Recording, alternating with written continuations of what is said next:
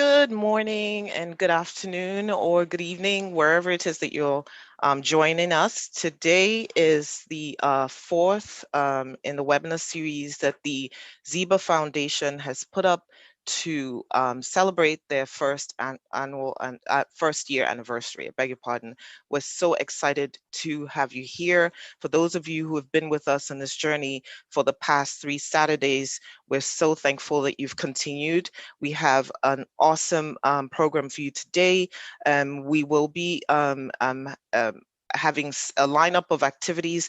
Please do not leave your computer for anything except probably to get some coffee, to use the bathroom, and come right back, because you're not only going to get informed, you're going to be educated, you're going to be inspired to be able to continue your journey as a parent, as a teacher, and being involved with children and individuals who are on the autism spectrum.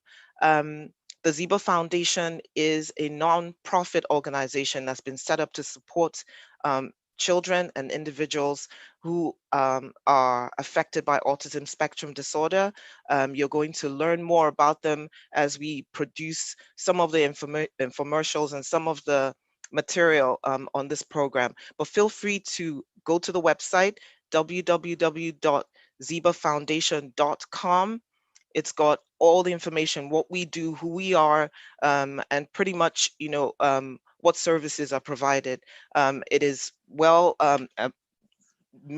done, and you're going to have an opportunity to send questions if you do need to contact the staff over there. And with that, I welcome you to today's event. Thank you for sticking around with us. We have the webinar further down and a vote of thanks from our chairman. So please don't go away so that you can have a full enjoyment of today's program. It's designed especially for you as a parent, as a teacher, as an individual who's connected to someone who's been affected by autism. Once again, you're very, very welcome, and thank you.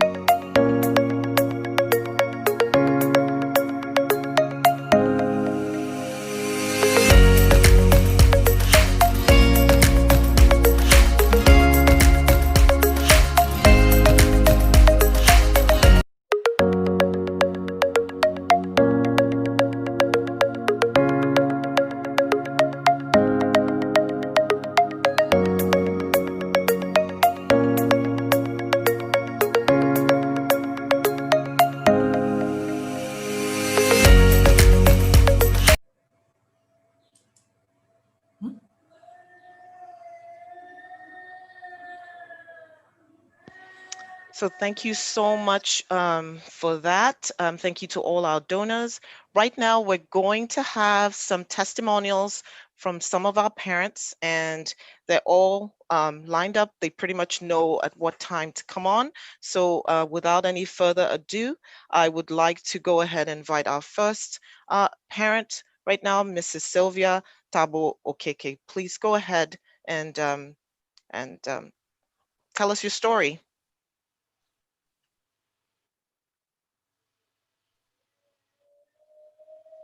I'm not seeing anybody. Okay, so while we're waiting for Mrs. Okeke at this time, I think we can go ahead and have Mr. Mohammed, if he's ready. He should be getting ready. Please go ahead and turn on your microphone and your camera.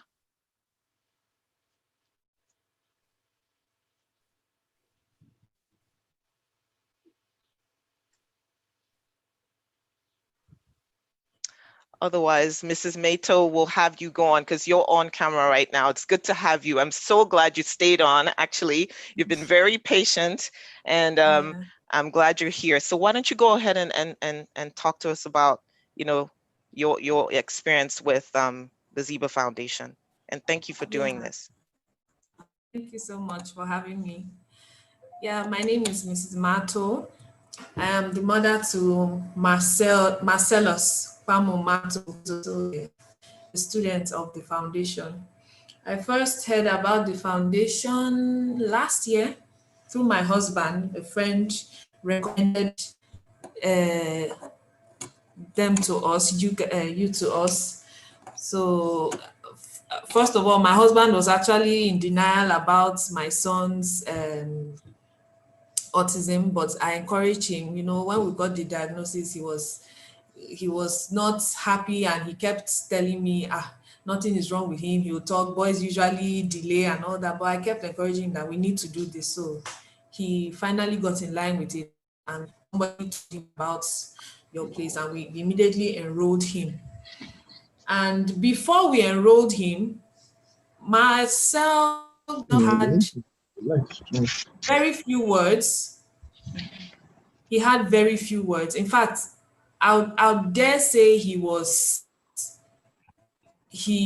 didn't speak. I dare say that because it would take weeks before we would hear him say anything.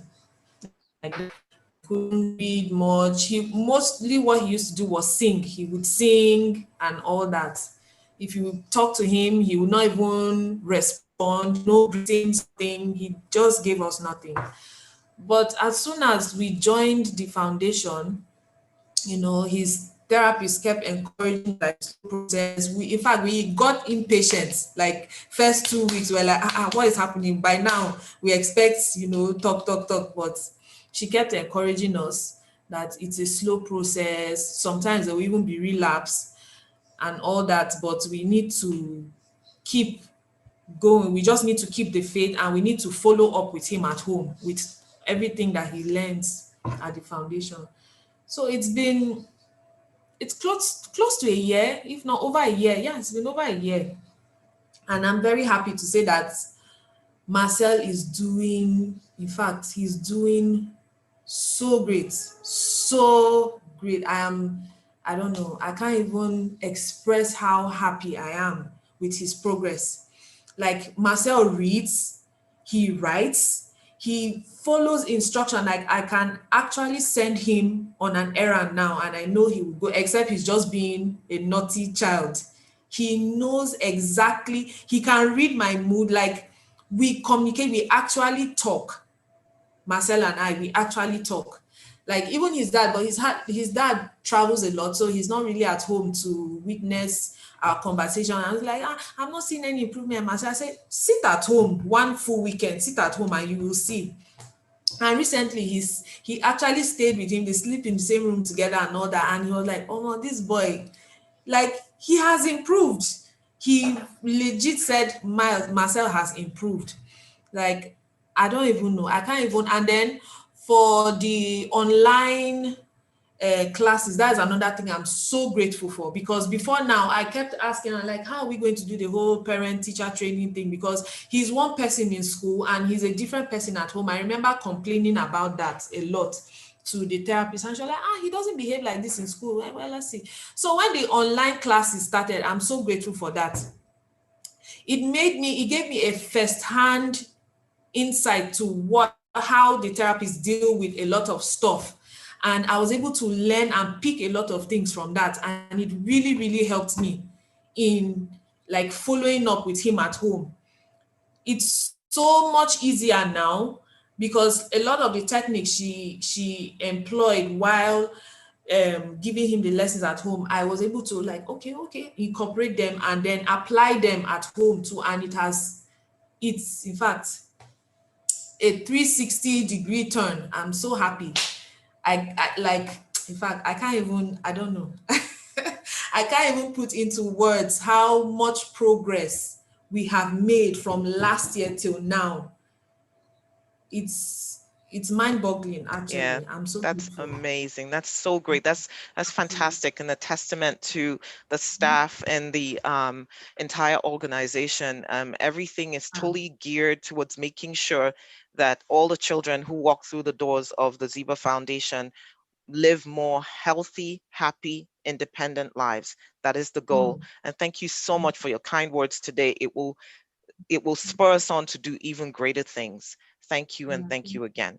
Okay, and next we will have Mr. Mohammed, who is itching to tell us all about his awesome little one and all the progress that he has made.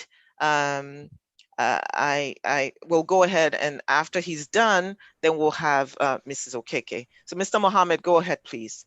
Thank you. Good afternoon, all. Afternoon. Okay, that means everyone can hear me. We can all hear you. Yes, you're good.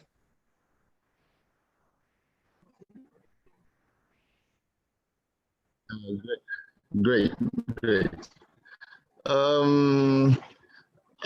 The Ziba Foundation is a very significant part of our lives.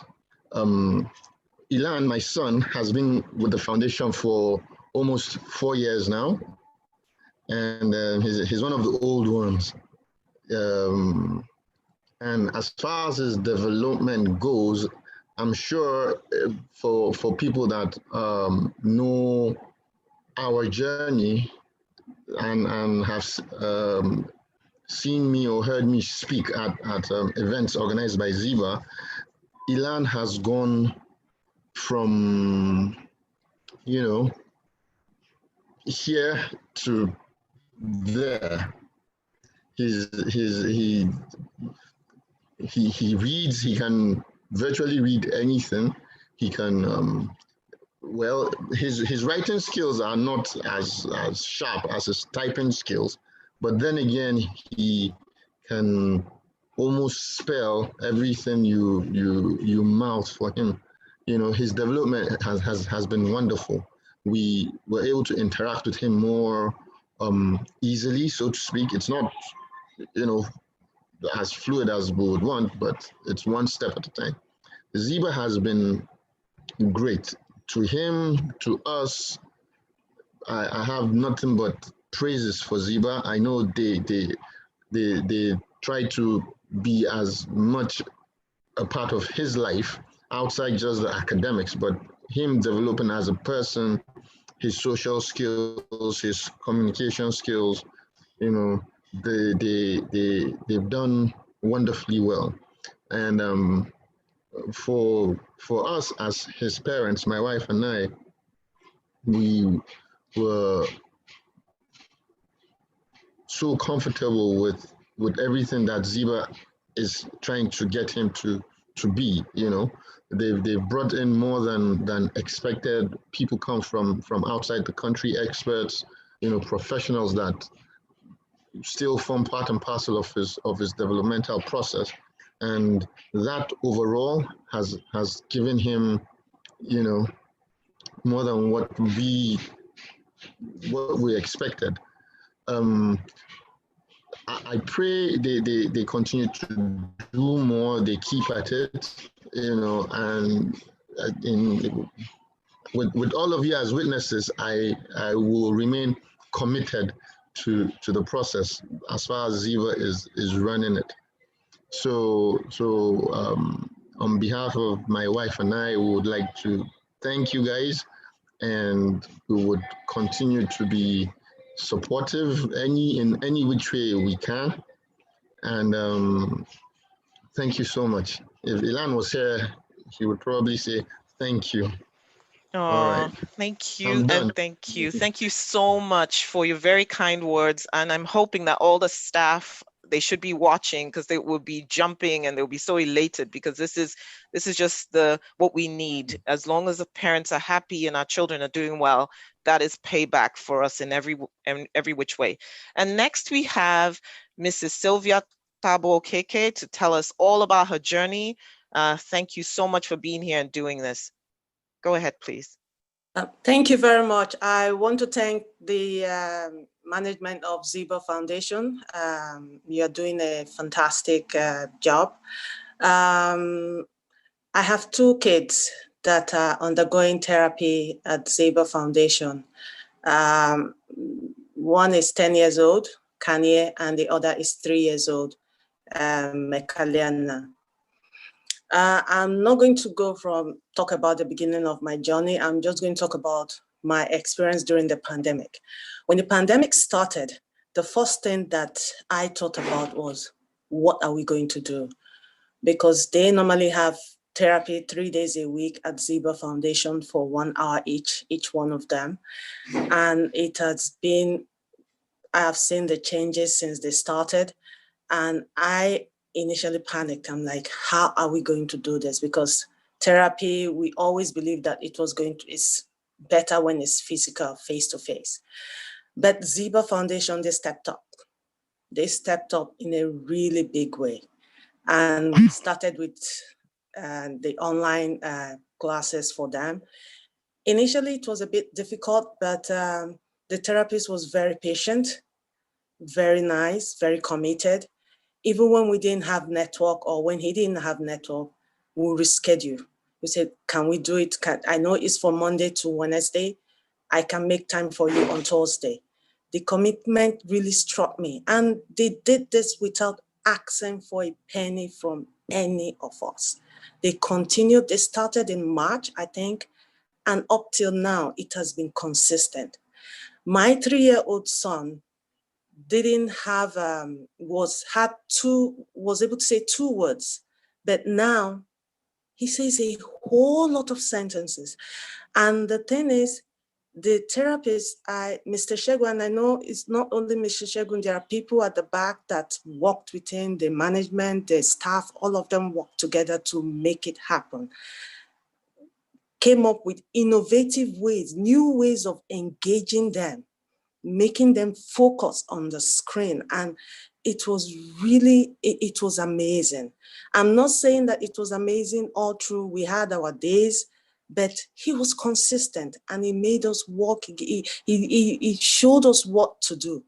And now I can, instead of being afraid of regression, now I can see progress, a lot of progress. And I just want to say thank you very much to the management of Ziba Foundation. Thank you to the staff for your work, for your efforts. We really appreciate it. My husband and I, he's not around, he traveled.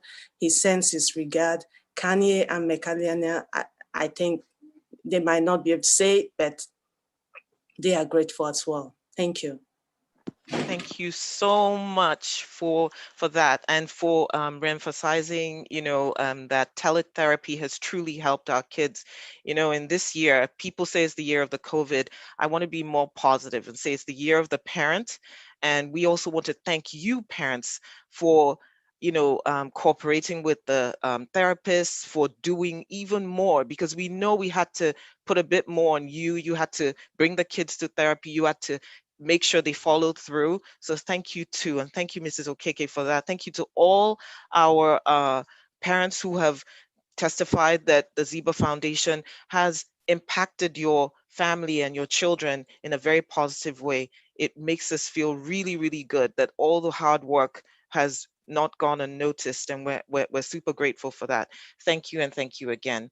And we will go ahead and we have one more testimonial, but this time I would read it, and this is from Mrs. Lucille Ebaleme. And if I have pronounced that name wrong, kindly forgive me. I will read it because this is what she would like us to do. She's unable to be here personally, in person. I was at a loss in 2019 as to what school would be best for my child. Thankfully, I was referred to the Ziba Foundation because I was told that their therapists were qualified and would be able to give my child what was needed for progress.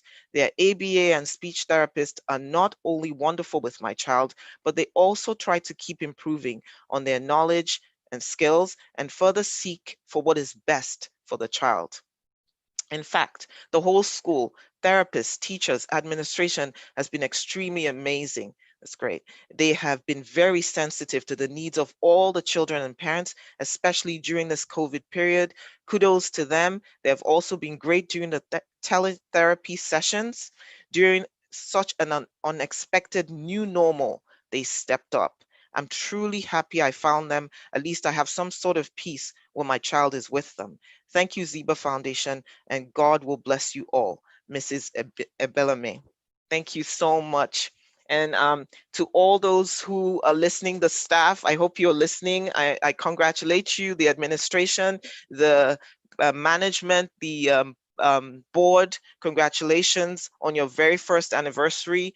As you can see, you've made such an impact. Thank you, and thank you again. And now we'll go ahead and have some more information by the Ziba Foundation with regards to this. Thank you as we prepare to go into our webinar.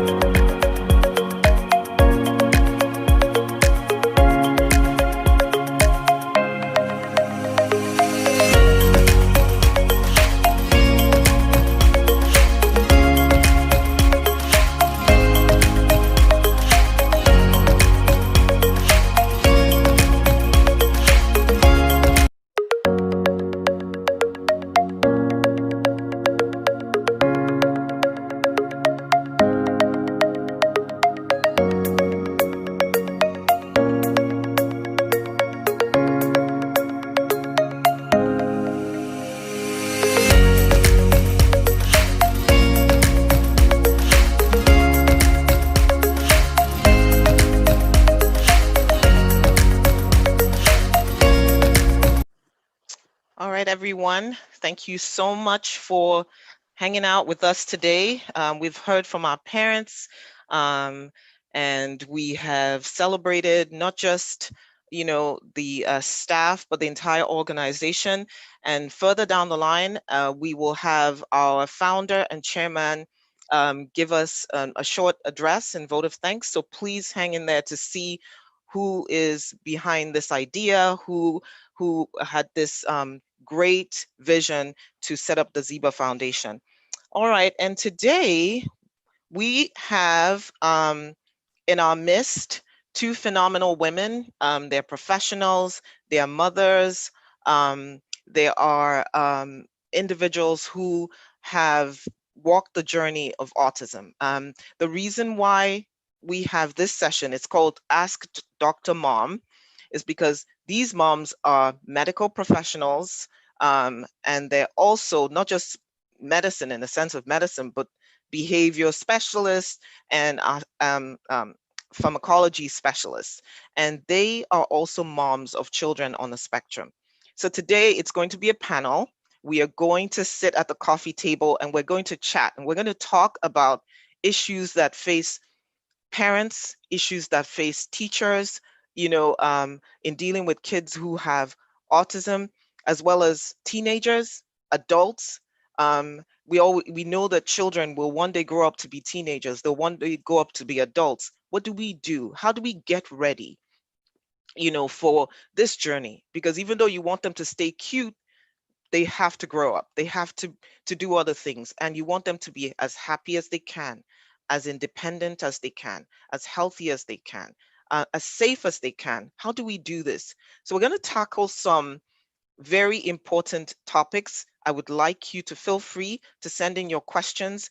We're live on Facebook. We're also live, I believe, on Instagram, and you can also use the Q&A chat that we have, chat box here. Your questions will be noted and they'll be forwarded and they'll be accommodated. So let me introduce our panelists for today. So first we have Mrs. Eziafakako Nwokolo, and she is a board certified behavioral analyst. You can see her resume is up there. She's got 20 years experience in the oil and gas industry. She had that. And because of her experience with autism, she retired from her full-time job and went ahead and invested in getting trained in a master's in applied behavior analysis, intellectual and developmental disabilities, and then went ahead now to become the only resident, amazing, board certified behavior analyst. She is not only wanting to just be the only resident, she also wants to share her knowledge and make sure we have other board certified behavior analysts to help her do the great work that is here in Nigeria. She's also a qualified behavior analyst, and she is the CEO of Shades of Life LLC in Lagos. So you're very, very welcome. She's also a PhD candidate, and one of these days we'll be calling her Dr. Nwokolo. Then secondly, we have Dr. Amara Uche. She's a clinical pharmacist and she's board certified in pharmacotherapy. She's based in Atlanta, Georgia, but she recently relocated to Abuja, Nigeria with her family. She's married with 3 children.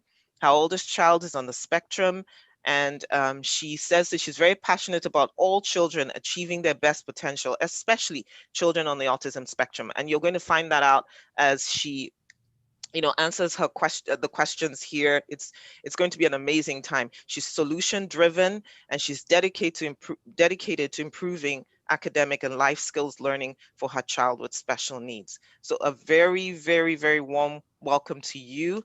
We're going to make this an amazing conversation. I am so glad that you're here today, because these questions that we have on here have been sent in by a lot of moms. And also over the years, people have asked these questions, and we just put them all together. So how are you doing? How are you doing, ladies? You good? Yeah, good. Okay. Okay. So Eziafa, let's start. Okay. Let's go ahead. Some of these questions will be to help therapists. Some of them will be to help parents. But I think I want to start by asking this question. So a mother comes and says, you know, I need my child assessed. What is the first, you know, speak to that. How do you first assess a child, and what are the most important things that you would focus on?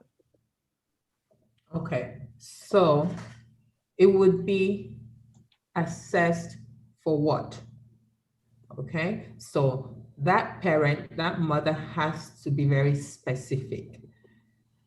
Now, tell us a little bit more about your child. Okay, what are the reasons, what are the factors that's led you to think or seek assessment or seek help for your child? And something I would also like to point out here is that when we say assessment, it's actually different from diagnosis. Okay, so we need to be sure that the parent is really seeking assessment versus diagnosis. I hope that's clear. Assessments are the first step to diagnosing. So parents and the general, population really need to be clear on that. So what's the clarification So between that? assessment, for instance, is that you have noticed some symptoms. Say your child isn't speaking, they're engaging in some form of challenging behavior, or they're not responding in an age-appropriate manner. Then you want to go take that child to be assessed. So we use different tools depending on the child's age to just go through, kind of like, you screen. Level 2, level 1 screening would be just asking questions. Level 2 will then be using an instrument, an identified instrument, to then tick off the boxes. Now, after that, what the result of a screener does is just to say, well, maybe the person has, on a scale of 1 to 10, it's likely, the potential. And the easiest example I give to us as Nigerians is using fever. There's no illness called fever. Okay, fevers are just symptoms that there's something wrong. And so when you have that symptom, you then go into the hospital, hopefully, and they draw blood. Okay, now that blood then gets tested. At the end of the day, that you're told that this is what's wrong. So there's that elimination process. So the screening would be the equivalent of going to get that blood drawn. Then your diagnosis would be at the end of drawing blood. So in this instance, would have to use a gold standard tool, which would then take longer than the 20 minutes, 10 to 20 minutes that the screening session was. Okay, so now the diagnostic will probably take you from 40 minutes on to an hour. So that's where the difference is. And it isn't until you have that diagnosis that you can say maybe your child has autism, has ADHD, or has something, whatever it is. Okay, awesome. Okay, so that's very clear. So you're saying that definitely it's one of those things where, a parent should know what it is that they want when they come to engage with a specialist, as opposed to just coming and saying, because it's diagnosis comes first, then assessment comes next, correct? Assessment comes first, then the diagnosis. Okay, all right. Yeah. Well, thank you very much. All right, and now the next question I'd like you to speak to us regarding this. How does autism affect families? I mean, this is a broad question. So many people on here are going to say it affects me here, it affects me there. But I think we like to just validate some of the thoughts that people have. They already have them, but we're just like bringing it all out in the open here. Mm-hmm. Okay, so this question, I'm so sorry. This question was actually for Dr. Uche. Thank you so Thank you. Mhm. I think autism affects every member of the family.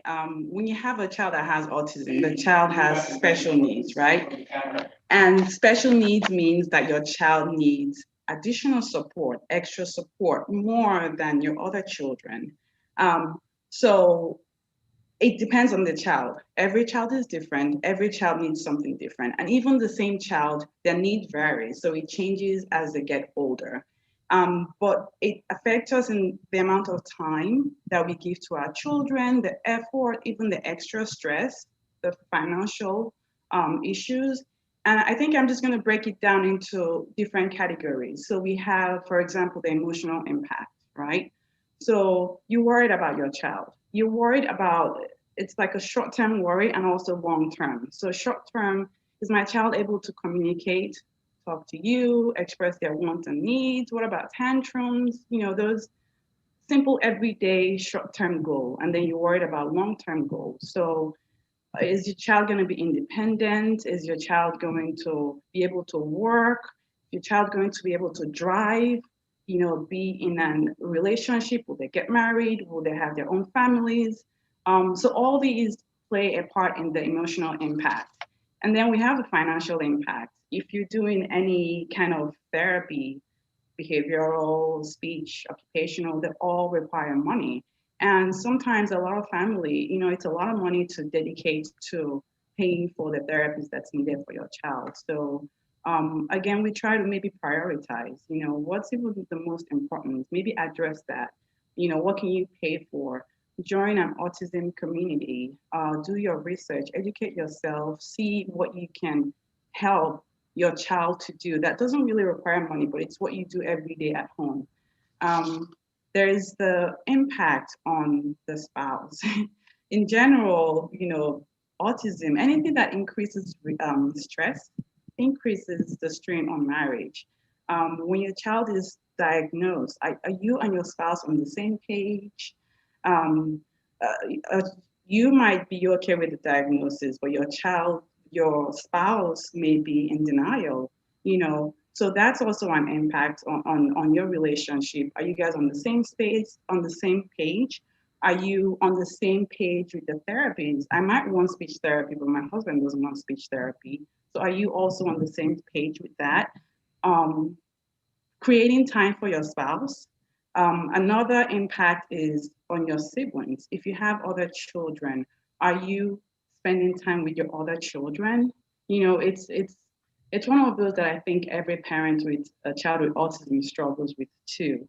I remember when COVID started and we had to go online with school. And it seems like I was spending so much of my time with my child with autism. And maybe 96% of the time, I barely had time for the other kids. And I remember feeling so guilty. And one of my friends, who's a teacher, reminded me that equity doesn't really mean equality. And it's okay if you're going to spend more time with the child that has autism, because you have to meet each child at the point of their needs. And it's okay. But there is that impact with the siblings. So at the end of the day, it's really more of, you know, finding balance, emotions, financial, with your spouse, and with the sick, you know, with your children. I think that's the key. Just the key to moving on and trying to have it not have so much of a negative impact in your life is trying to find a balance with it. Okay, thank you so much.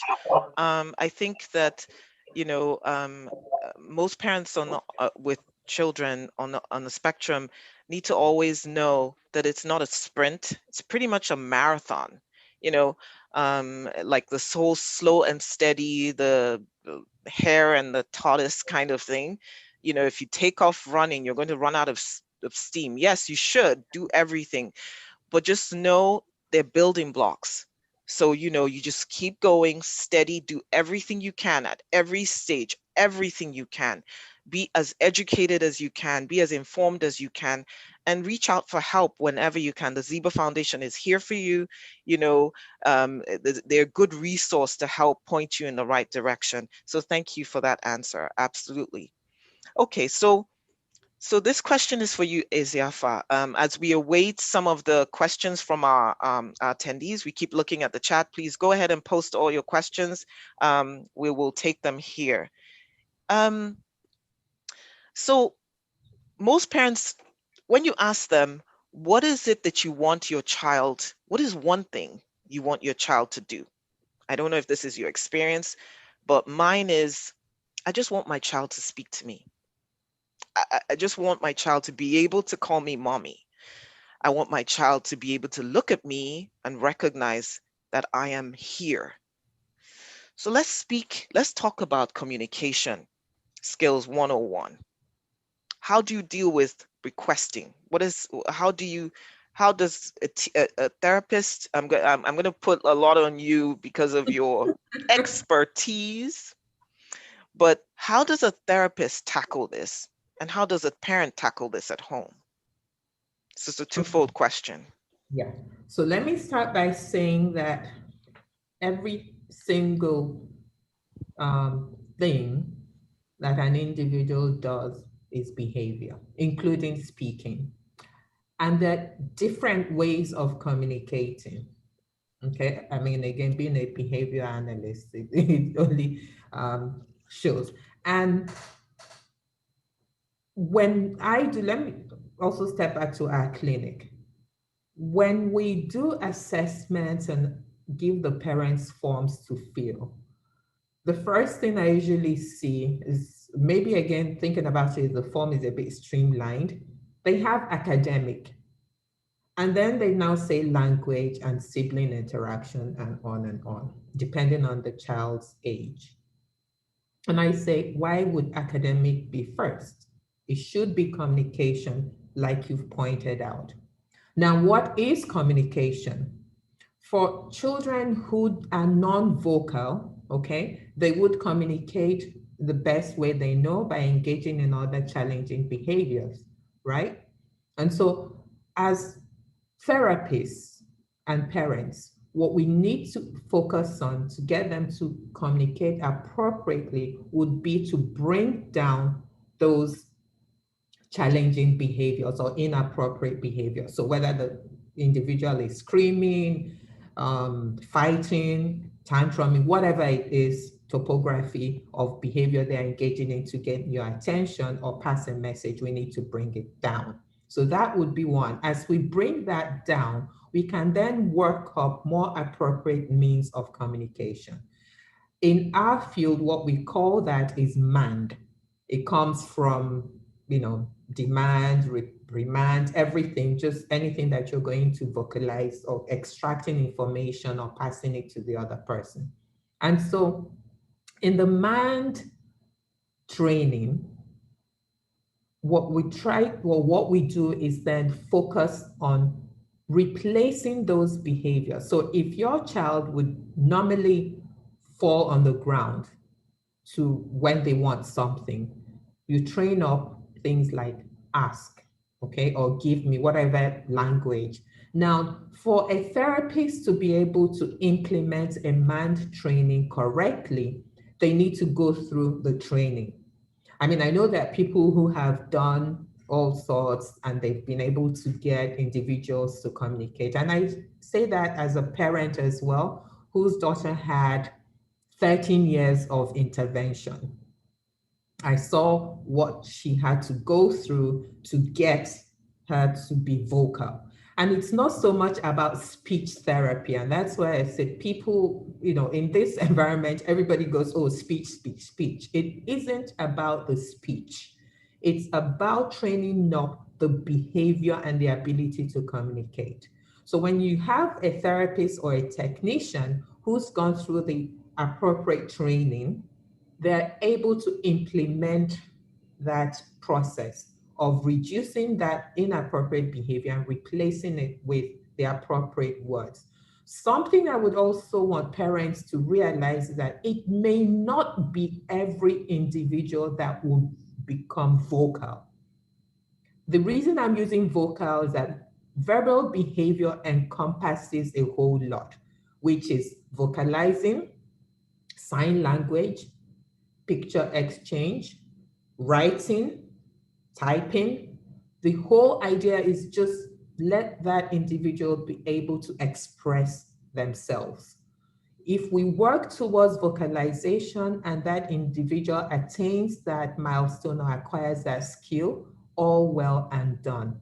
But if for any reason the individual isn't able to acquire vocal verbal behavior, we don't need to sit there and beat ourselves over it, because again, in this environment, there's nothing wrong with praying. I am a prayer person, but we also need to be practical. Okay, so you have the option, like I said, of having that child become vocal. You have the option of having your child write, pass on. Some of us, when we're in meetings or in a church environment, anywhere it is, or in the mosque where we can't open our mouths to say anything, we scribble, right? And pass it on. So you can have your learner do that. Now, the other aspect when it comes to parents is that parents also need to get that training and be involved. They need to understand how to implement the same intervention that your therapist, your technician, or whoever is doing. And I like this COVID period because it's actually made a lot of parents realize that they have a lot to do as well. So I hope that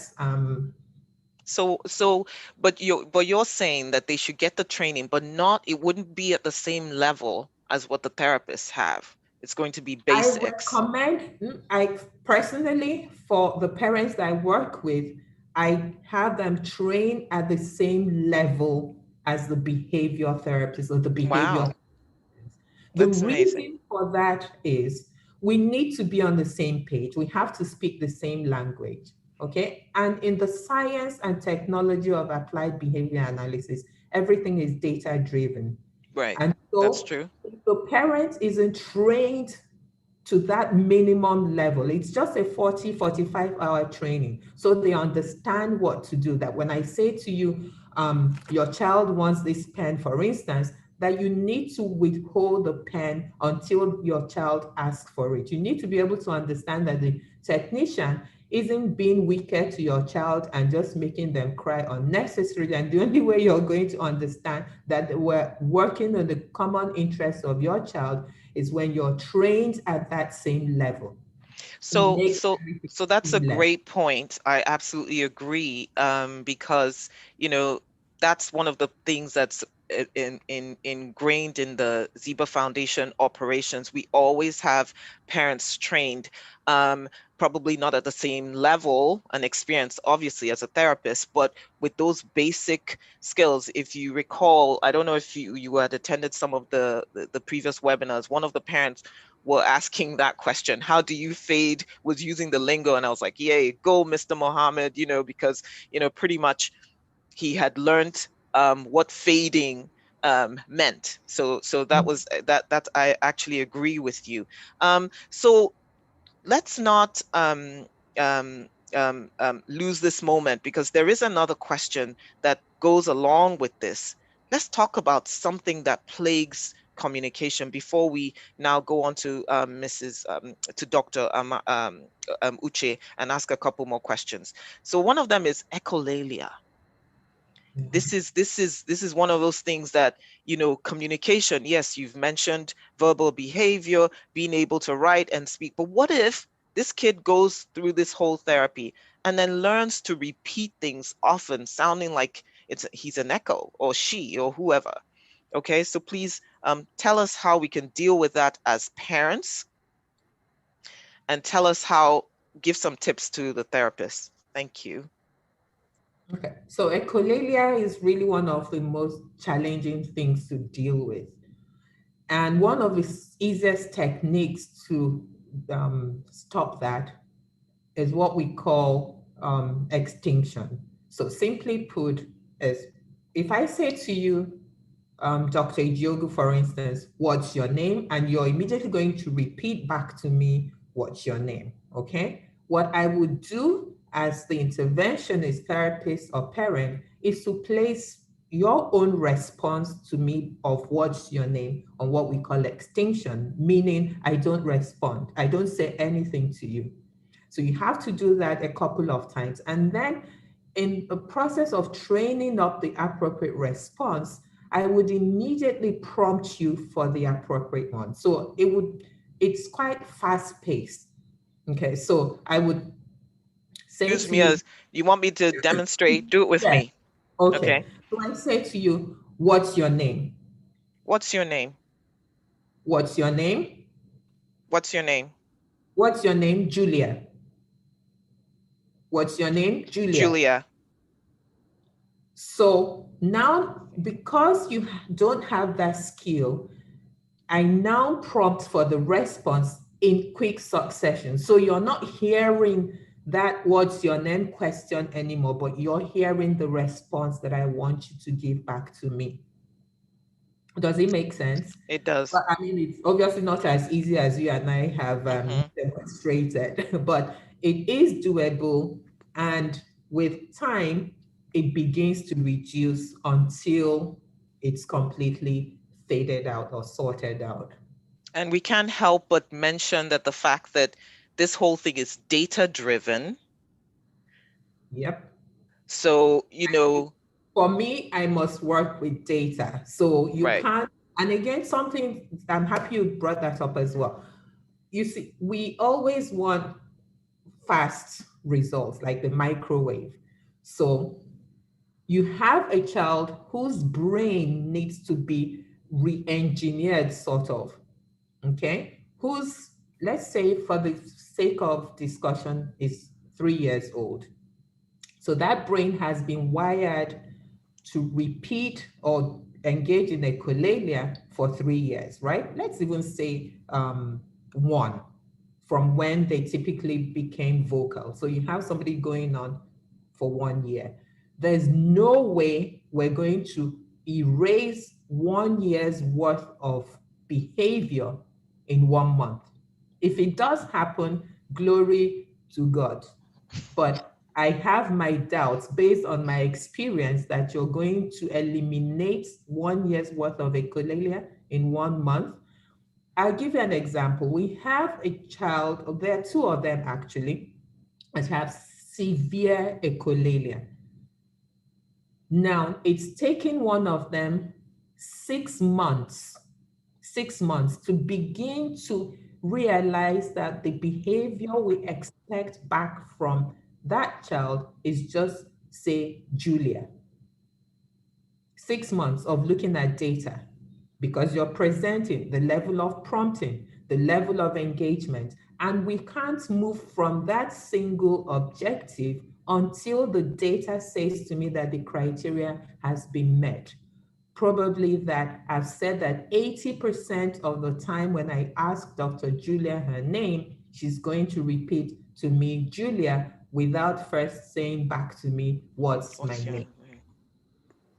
Yeah, absolutely. Thank you so much for that. That's so parents, pretty much what we need to do, if you're already working on something like this, the nugget is when the child repeats the question you've asked, ignore it and ask the appropriate question again. And, you know, if your child is engaged in therapy, they would already be working on this, and you and your therapist would at least know what stage. But the issue is, do not encourage the wrong response. You need to ignore it until the child gives you the correct response. Okay, so thank you. Moving on. Dr. Uche, you ready? Okay, let's talk about some things at home. Let's talk about, you know, just generally what goes on at home. So, you know, can you speak to daily activities? Like, you know, autism can be a disruptor. That's what I call it. It's a very disrupting, frustrating. You wake up in the morning, you're a working mom, and you know you need 1 hour to get yourself ready, to get your kids ready, to get them off to school, and you head off to work, okay? And take care of husband and do all the things that we women do.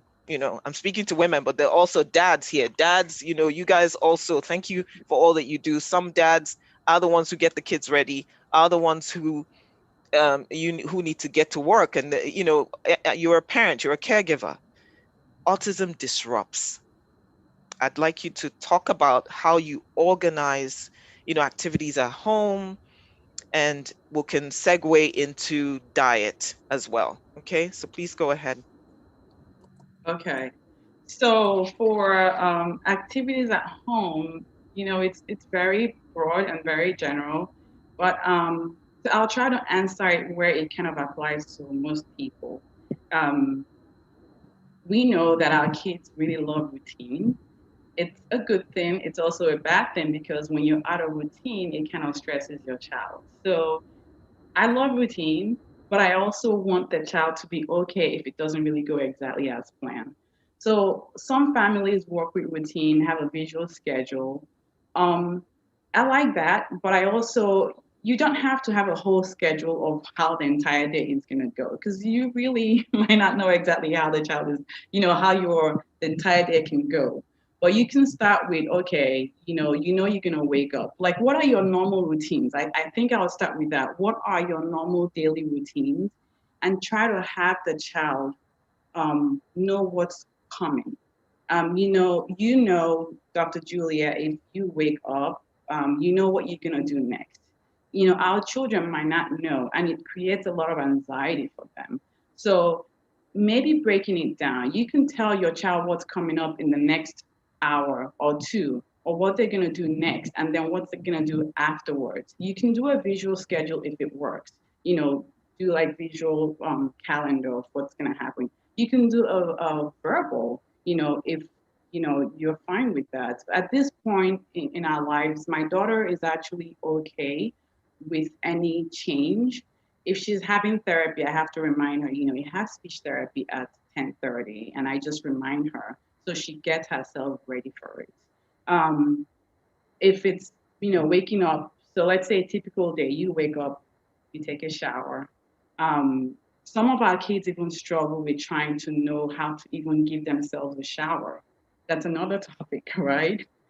Which you can do a visual too for your child, or you can teach them step by step. One thing I have to say is our kids thrive on breaking things down to simple steps that they can follow. When it's too much, it becomes complicated for them. So we go through our daily routine. So let's say your child already knows how to give themselves a shower, they take a shower, they eat. Let's say one day they want to sleep in. They're not taking a shower first, they wake up and eat. That's also something you can tell your child, okay, we're going to eat. And the telling your child all depends on your child. So it's kind of broad and we can tailor it to your child. In terms of chores, we do chores in our house. So is it okay to also talk about chores? You there? Okay. So for example, chores. It's never too late Yes, to have. so sorry, I was muted. It's okay. It's never too late to have your child start something. Yes, never. There's never really a perfect time. You can never say, oh, I'm going to wait for the perfect time when she's going to, focus and do everything you want her to do. Sorry. Yeah. It doesn't happen. Yeah. So we all have chores in our house, from just doing bed, making your bed. Does your child know how to make a bed? Maybe help your child. I remember thinking I was going to do a visual of, like a rectangle. A bed is a shape of a rectangle, and explain, like tucking this side, tucking that side. I ended up not doing it because actually showing her step by step and doing it every day repeatedly, and then gradually fading my help and having her do it majority of the time was okay. And now she can do her bed great. Sometimes it's not perfect, but it's okay. She actually makes her bed very well.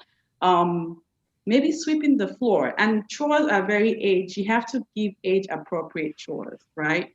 So like Sina has, sometimes coordinating how to sweep the floor properly is kind of difficult for her, but that's okay. Don't give up. One thing I always say is our child can really learn anything. The issue we'll run into is how to teach them to understand how to do it. Figure out one way. Sometimes it's trial and error. Do one thing. If it doesn't work, do another thing. But continue. Just because your child doesn't learn how to do it method A doesn't mean that the child won't learn. Do method B. So chores, she can't sweep very well, but you know what? I have her sweep with her sister, so her sister could sweep, and then she holds a dustpan. Um, Washing the plate is something I kind of try to teach her. So I got some plastic plates. Let's start with plastic, so we're not breaking the dishes. You're right. Yeah, and I had to teach her over a couple of times. Paying attention, realizing, okay, this plate is dirty. Washing it, you know what? I didn't wash it properly. Touching it, is there oil on the plate? Those kind of things that other children might pick up quickly. Your child might not pick it up quickly, but just know it might take a little extra longer time. But don't give up. So now we can wash dishes. Sometimes I break it up. So she's washing it with her sister. So her sister will wash and she rinses. In terms of play at home, just come up with what works for you. But I know when we think about our day-to-day lives, it can be a little bit chaotic because sometimes it doesn't go as planned. I think key number one is just try to have your child know what's coming up. And I'm doing it generally because the method you use to teach your child what's coming up next depends on your child and how they learn. Yeah. But once your child knows what's coming up next, then it decreases the anxiety. Yeah, Okay? I think that if first then method always works. It works for me. Yeah, Yes. exactly. So first we're going to brush your teeth, and then we're going to take a shower. Then we're going to put our plates on the table, then that sort of thing. You can do that all day. Right. Even like setting the table, even the little things that you don't think about. Remember, these little steps are really important. I can easily say, you know what, it takes me way less time to do it myself. And I'll just keep pushing it down. Like, why have her do something? I can do it much faster. So we Right. fall into that routine so much. But we That's have such to an remember, important point. yes, it's so important because at the end of the day, you want your child to grow up being independent. That's Your right. child is not going to magically know how to wash their dishes if you don't teach them. So, and never say your child will not learn. I'm all about your child I don't care where on the spectrum, they can learn something. The challenge is just trying to find a method to teach your child how to learn that activity or how to learn to do something. But those little things matter. So, I don't know how much we have. Yeah, but like so I'm going to move us into another part of the question. But what you just said now is extremely important because in our part of the world, we have caregivers, nannies, and people who tend to, fold your child's clothes, give them a bath, feed them if you want them to, But I think as parents, with children who have these special needs, we know that life is never going to be like that. At some point, like I said, you start off being cute and then you become this man or with a big full-grown beard, and then is someone going to be feeding you? Is somebody going to be, so you have to have, as a parent, you always have to have that picture of the future, the best you can do. I'm not saying everyone will get to the same place, but you must do everything you need to do to make them as independent as possible within your power. Don't put it off. Don't say tomorrow. Don't say, you have to do all that you can do. And then as you talk about this, you can move on into diet and autism. Yes. And to add to what you're saying, you can have all the nannies you want. That's great. But even my other kids that aren't that don't have autism, they need to learn to do certain things by themselves. So as a parent, you're not going to be there 100%. You have work, you have other things to do. But your nanny, for example, if you have your nanny, can actually help do the same thing that you're doing, but helping the child learn. I can't overemphasize the importance of having your children especially the ones on the spectrum that don't get it like this, to learn those little self-care, you know, how to take care of themselves or do things in the house. It's so important. And then going into diet. I hate using the word diet because, you know, it seems a little negative sometimes. But unfortunately, it's one of the things that we hear a lot. You know, I'm sure most of our parents maybe have heard about certain diets that some kids on the autism spectrum do. But I think I want to do it more as health. So just health in general, okay? So we as parents, we spend a lot of time and effort and money on improving our kids' communication, behavior skills, social skills, learning. And our children are actually working harder than most kids.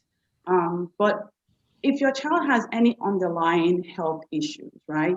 So if they have these issues that maybe might affect how they think, their brain, their language, their energy level, their learning abilities, their mood, you want to help those. If your child feels crappy and in pain, let's say they have a lot of bloating or constipation and they're in pain, and you're trying to get the best out of them, it's not the best. So if your child has any underlying issues, it's actually good to address them. Because if your child is happier and more comfortable, those therapies that you're actually giving your child will actually work better. So, sorry? No, saying yes, absolutely. Yeah. So, and I know, you know, some things are controversial. Some, you know, parents will say, you know, I started my child on a diet and oh my God, it's like night and day. And some practitioners will say, well, there's really no specific exact clinical research to back it up. So it's okay, you know, do your research, see what you're comfortable with doing. I have to say a lot of clinical research sometimes is hard to go, it's hard to go into because sometimes trying to do behaviors are very, I would say behaviors are very subjective and each child shows symptoms differently. So some of these diets are kind of controversial. I think I would just focus more on one diet because it's one that's we hear it a lot, is the gluten-free, casein-free diet. And I will just kind of break it down a little bit for what it means. So what is gluten? Gluten is a protein that you find primarily in wheat. There are other foods that have gluten, but wheat is the one that's very popular.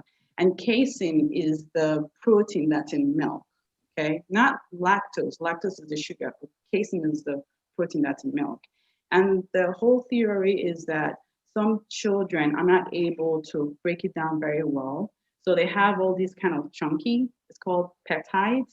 And the notion is that this peptide kind of mimic morphine in the brain. So it goes into your blood system, goes into your brain and mimics morphine. So it has this. So morphine is the drug, the opiate that, yeah. Yes, like, yes, okay. Yes. And it can cause some kind of behaviors. Now, there's always some argument exactly how much of the behavior is caused by it. But I'm just giving you in general knowledge for people that might have question about this. So the diet is to eliminate the gluten and the casein. So when you don't have those presents, then you don't have that issue of the peptides mimicking morphine in the child's brain. And I just want to keep it more simple. Like a lot of times we have our children have some kind of gastrointestinal issue. And it's actually a known fact. It just depends on the child. Some child might have inflammation. Sometimes some kids might have a lot of constipation. Some kids might not absorb nutrients very well. They might not break down foods very well. But whatever you do, always good to work with a doctor who is knowledgeable on autism, on the symptoms, and who can work with you. Just don't go on the internet, type up something, oh my God, my child was cured, like from being on a diet, or try a host of supplements. So I would say whatever you do, work with a doctor, but the whole diet thing is more on the gluten-free and the dairy-free, like removing the dairy and removing the gluten. And you know, if parents have more questions, I can answer more about this. Some parents, it's hard for them to start because you basically are removing some of the things that the child is used to eating. The good thing though is in Nigeria, a lot of our traditional foods are gluten-free. So like yam, beans, corn, millet, you know, if you're making your moi moi or your fufu, you know, so They're where you gluten-free? yeah, they are Oh, gluten awesome. free. Yeah. So where you find gluten a lot is bread. That's the one thing that's Mhm. hard to find here. You know, if you go to the store, if you buy bread, they're all gluten because it's wheat, you know. What else? Like your It's meat good to pies, know. you know, stuff like that. So sometimes it's really hard. I think another hard one for parents to do, especially in Nigeria, is dairy because we have cow milk. If you buy pig milk, which I love pig milk, it's cow milk. Cowbell, they're all cow milk. So, but I know some stores, especially in the big cities, have almond milk. Um, right? They don't have rice milk, but their almond milk is coconut milk. So that's option. And some parents might opt to use enzymes, digestive enzyme. And what it does is it breaks down this food that if your child is having difficulty breaking down. But I have to say, just remember, whatever you do it with your healthcare practitioner, your doctor, so that you know what to expect, you know what dose to give, and you know if this is really what your child needs or not, and if they're actually responding to the diets that you started. Okay, well, thank you. That's great. Thank you so, so much. I really, really appreciate that because, you know, sometimes as parents, we focus on just, you know, ABA therapy, speech therapy, this, and that, and we forget that there are other things. So if this child has constipation, has stomach issues, they start to have a behavior, you're managing behaviors, but there may be just one very simple thing that needs to be taken care of. And once you do that, the child's fine. I remember there was this kid who had like a piece of hair. This was one time when I was, you know, doing some therapy a long, long time ago. He had like a piece of hair tied around his little finger.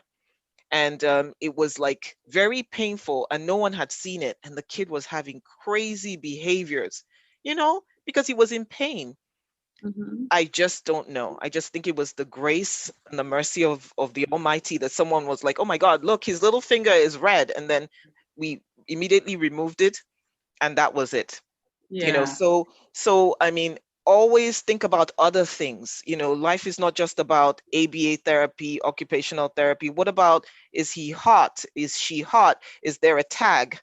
You know, on their clothes, you know, they don't like, some kids are, you know, so sensitive that if you put on the wrong type of outfit, the color, the texture of the material on the child's skin, the temperature, even maybe the color of the therapist's outfit.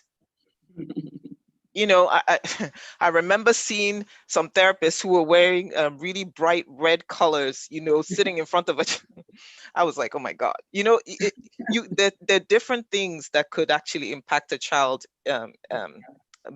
behavior. So let's pay attention to that. Yeah. And also remember, if your child is nonverbal, you know, they're not going to express how they're feeling. So yes. Exactly. Okay, so we just got a question. I'm not sure where this came from, either Facebook or Instagram, and the question, or even our chat. So it says, we have been on speech therapy with my son since 2017, though we started out at our foundation this year.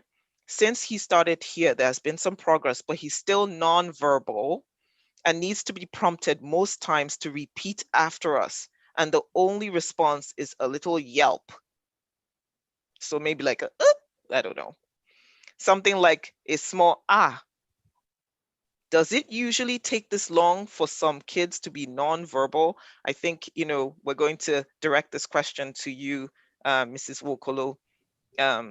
This is also about the length of, you know, how long therapy can go. Okay. I'll use one of our cases as an example, okay?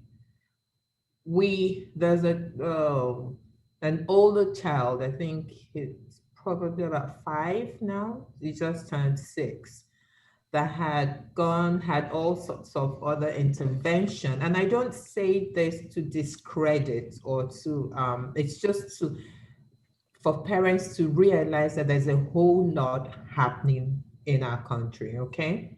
And again, for 16 years, I received, or my daughter received, intervention here at home. So with that out of the way, the young man had speech, had all sorts of things going on. Now, it beggars the question of what was the qualification, or what's the expertise of the person providing the service. They have So good that- expertise. Sorry? They have good expertise.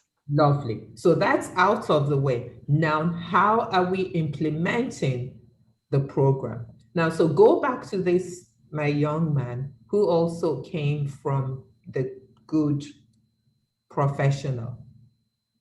The child, it's taken him 1 year. I joke not, 1 full year for us to get him to say the word mama. Why? He had other underlying issues, one of them being his ADHD, okay, which didn't really allow him attend. So we had to get to the point of working through the attention, working through his following instruction and all of that before he was able to calm down to even receive the input that was being made.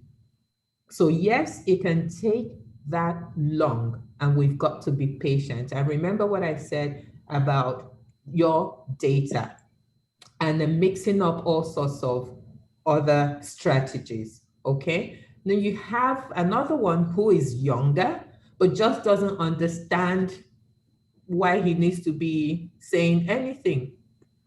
And again, let me even ask a question, Dr. Jogo, or to the parent. Now, if you say that you haven't gotten anything beyond yeah, or the little Yelp. the Yelp, was the child even emitting any form of sound prior to now? That's something. Because if the child had never ever emitted any sound, then for me, a yeah or Yelp or whatever is wonderful. Progress. Yes, absolutely. It's progress. So those are the things that I think parents should be looking at. And that's where, again, for me, data comes in. Because if you were zero sound production, you can't suddenly go from 0 to 5-word sentences. So I see mom is saying, yes, you had some sounds. And he could say dad when he was about 9 months. But, that's kind of typical with autism, right? They start off speaking and they get to a certain age and all of a sudden everything goes away. So, yeah. She's stating that in the chat, okay, that he had some sounds. But I think to your point, Mrs. Mokolo, that if he, from the time of diagnosis, which is time 0, and then starting his therapy, he moved from nothing to like the Yelp, we would take that as progress, because that Yelp will be the beginning of other sounds. But we just have to be patient and implement the therapy, take good data, and ensure that the child advances. So I have, to move on, because these questions are coming in like a dime a dozen. So you guys were going to be super busy today. But I wanted us to make sure we covered as much ground as possible. Is ABA the only therapy that works? I mean, we have so many other therapies.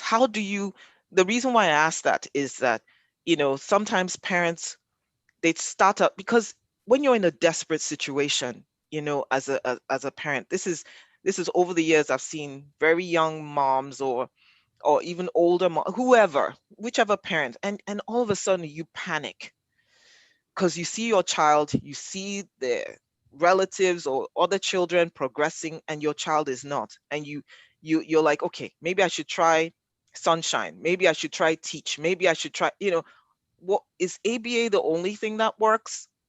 How do you what do you do? How do you stick to something? How do you trust that what you're doing is the right thing and will be enough for your child? Who's that for? That's for you, Mrs. Is. Okay. Okay, so this is what I say, okay, from a behavior perspective.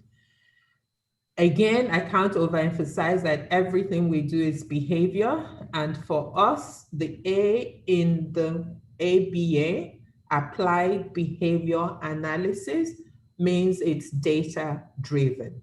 So it doesn't matter, for me, I would stick to ABA, that's my field. Again, ABA is long-term, it's enduring, and it's evidence-based.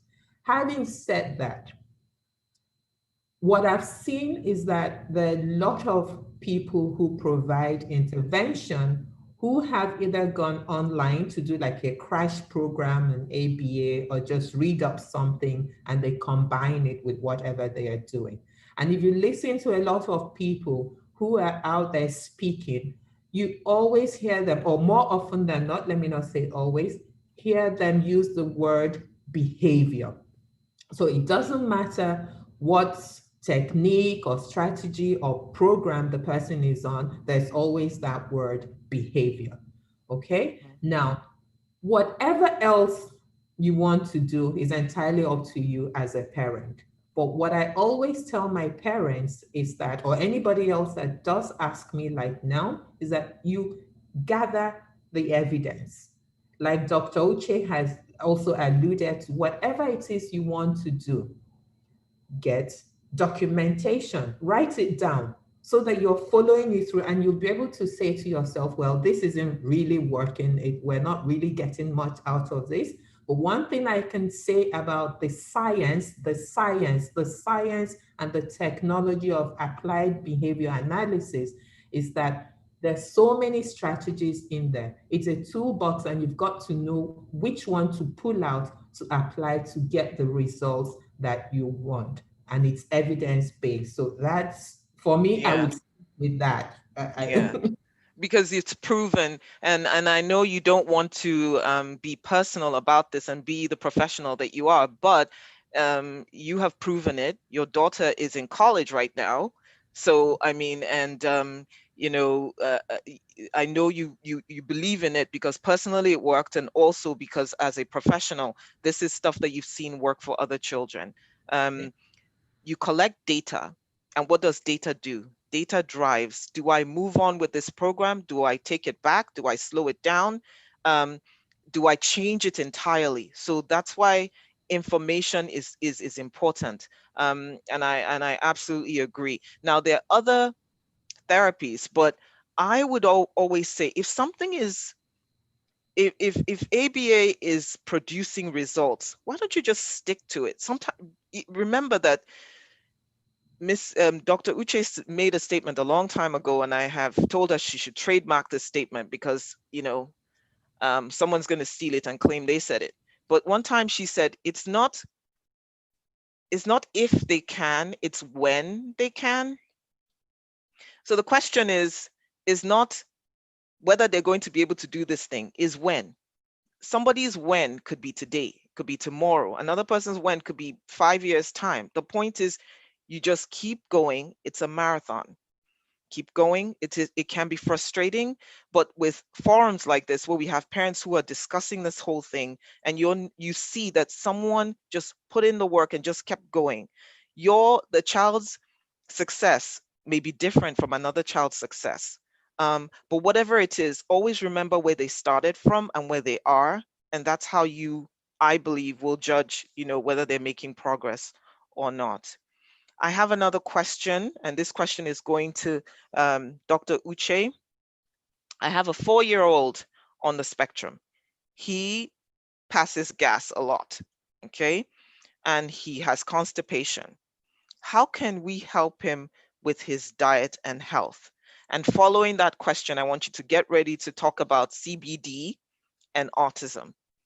So that's the trendy thing, CBD.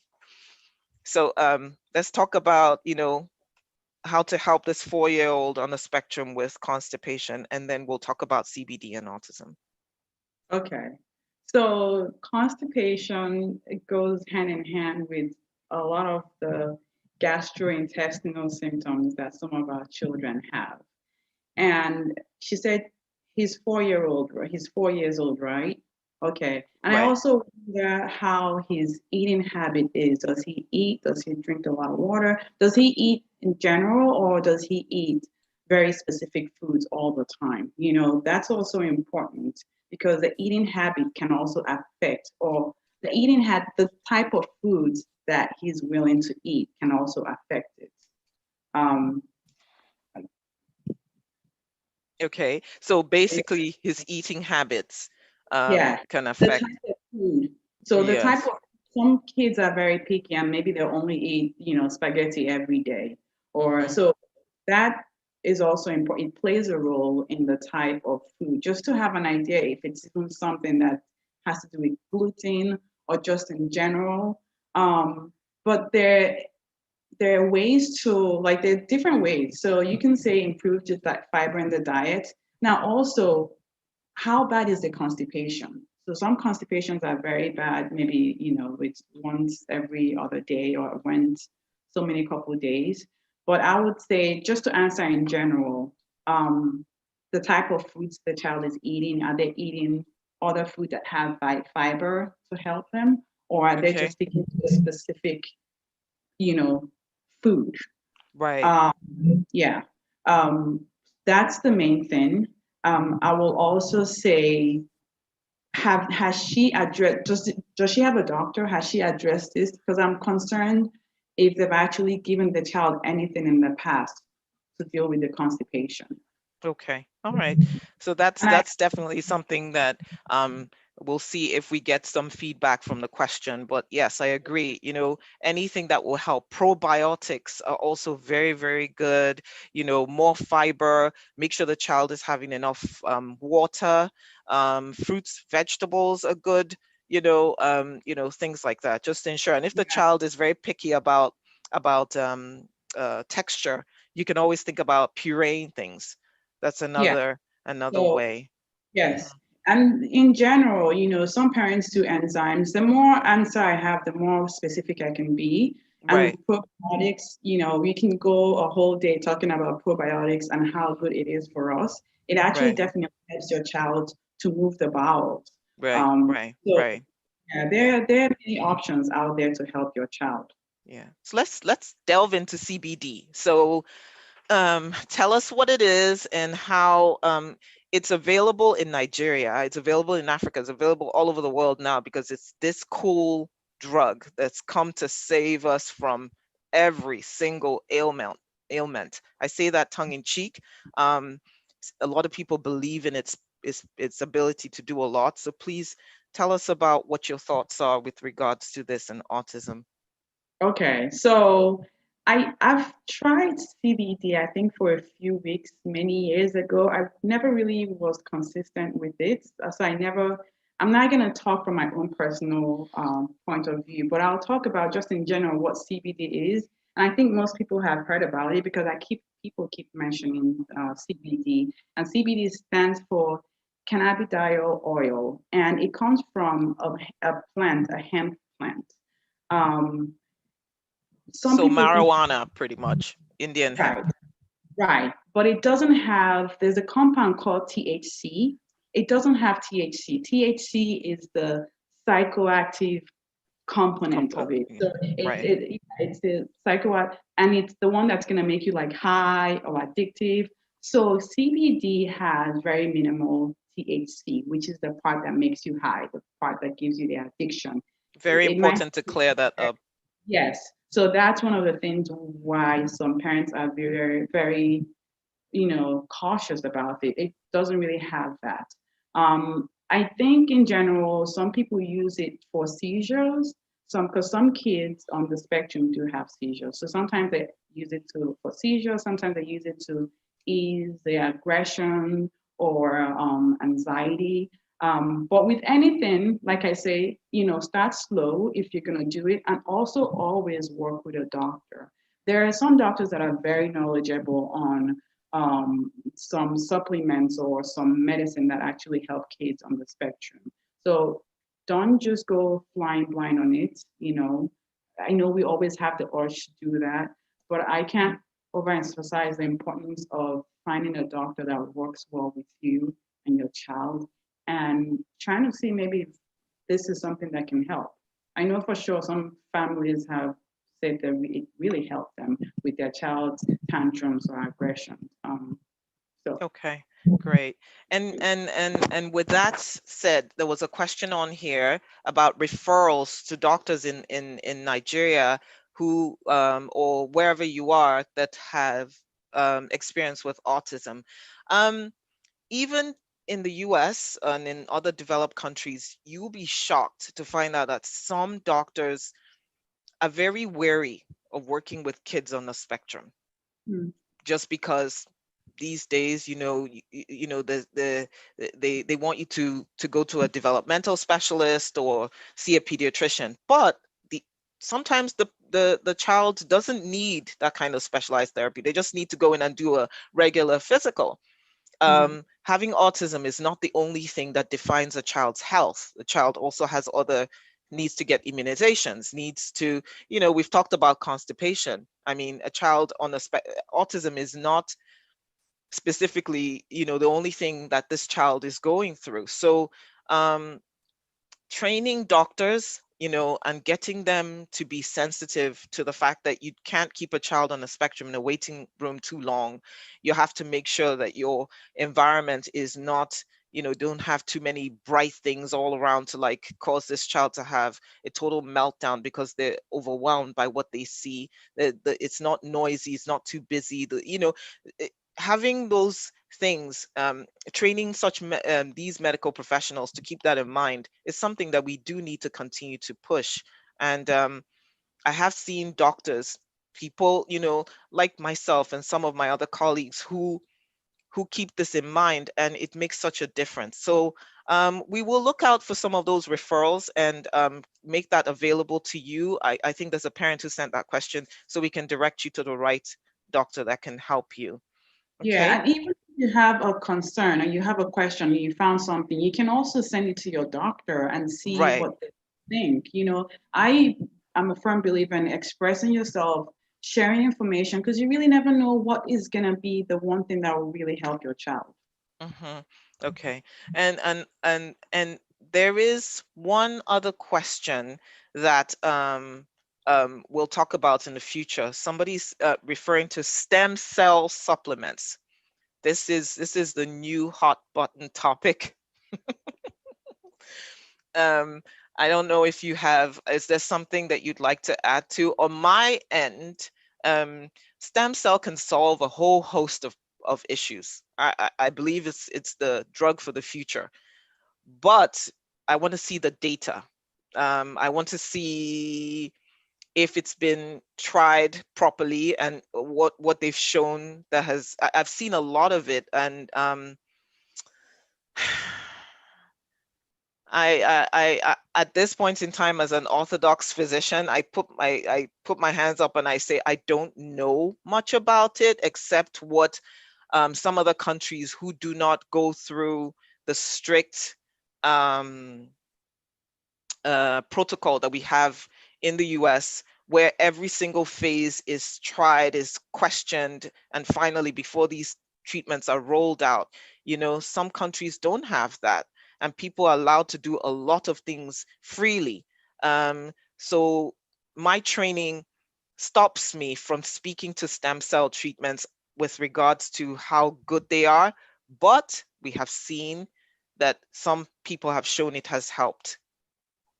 That's the best answer I can give at this time. Yeah, and someone was asking about oral stem cells, which is pill stem cells. I don't know about pill stem cells. I don't understand. If you take a pill, is it really going to be effective? So for me, it's a big question mark. Yeah. There are countries outside the US that, I've heard of some kids going in, their parents taking their kids to that country for a stem cell treatment. And honestly, if you look online, there are some parents that swear that it was a miracle. But I've actually personally known someone who went to a country to do a stem cell and it didn't really do anything for their child. So I think it might be promising. It's not just for autism. There's so many other neurological diseases that people are thinking, oh my God, stem cell will really help, Multiple sclerosis, all sorts Right, of things. right, right. But in autism, from the only personal experience I have is from a friend, a classmate of my daughter who, tried it. And I don't think it really made that much of a difference. So that's Yeah. all I can say about it. But We're those very are, cautious. I think we're cautious because we just want to make sure that it's passed through all the levels of clearances that the organizations who keep an eye on things. So at the end of the day, you're not having 10 years worth of data saying, oh, by the way, stem cell causes you to do X, Y, Z. And yeah, that's what the caution is with regards to that. Okay, yeah. so I want us to answer as many questions as possible. But there's one question. I was going to save it to the end, but I think I want to bring it up here and talk about it again. How do you prevent burnout as a parent? Okay. We're all about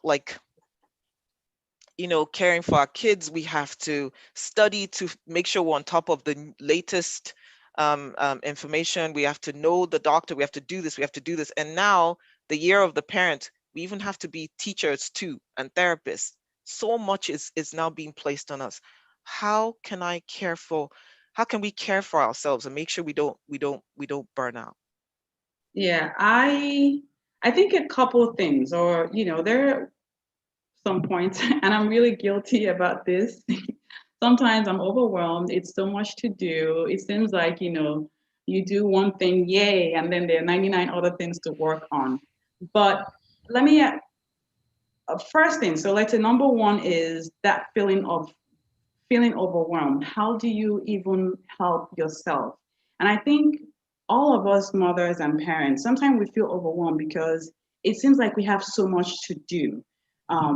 And when you have so much to do, that overwhelming feeling comes from having so much, or feeling like, oh my God, I can't do this. I have so much on my list of things to do and I never get to it. Number one will be break it down. So just work on one thing at a time. Don't work on so many things at a time. Prioritize. What is more important? Is it the tantrums or the speaking? Sometimes they're interconnected and you have to work on certain things, but pace yourself. Have realistic expectations. If you are thinking your child is going to go from 0 to 100% in a short time, it's also going to make you feel more overwhelmed. So I would say number one is just break it down. Just do one or two things at a time. Don't try to pack everything at the same time, which means to pacing yourself. Number two is give yourself some credit. My husband is always reminding me, you do so much. You have to give yourself credit. Sometimes you go back to where you were a year ago and you can actually see some changes in your kids. Give yourself credit that you're really doing something. Get others to help. Don't be a one-man show. Especially I find sometimes in Nigeria, we Nigerian culture, we're very social, we're very, open. But when we have problems, we shut ourselves down. And express yourself, express how you feel to others. Share your lows and your highs with your families, your friends, your close friends. Honestly, your friends that are good friends will always be there to support you.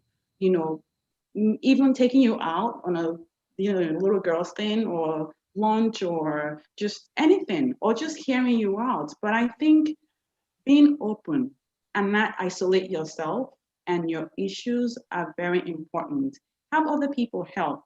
Teach your nanny how to do certain things. Your husband, or if you have a husband that's on board with so many of the things, yes, give yourself a break.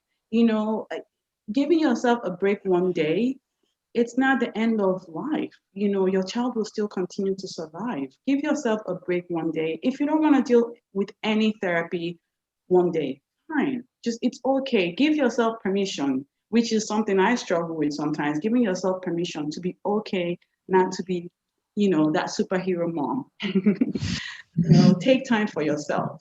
And just know, like Mrs. Nwokolo was saying, is it wasn't built on one day. You know, the progress is never a shooting star. It's always like this, right? 3 steps forward, 1 step backwards, 2 steps forward, 1 step backwards. As long as we're going in the right trajectory, that's really what matters. That's But right. I would say it's really more of trying not to get yourself so overwhelmed by pacing yourself, picking things one thing at a time. Take a break. It's okay. Give yourself credit on what you've done. Take a break. Take time to yourself. It's okay to take time for yourself. It's fine. And also getting other people to be involved, not being a one-man show, expressing yourself to others, you know, your families, your family, your friends, your extended family, your sister, your brother, you know, your friends. Do they even know what you're going through? Those actually help because you're not alone. There are other people that are willing to actually help. Give other people a chance to help you. Awesome. Oh, thank you so much. And I'm going to let this question flow over to Mrs. Nwokolo to speak to that.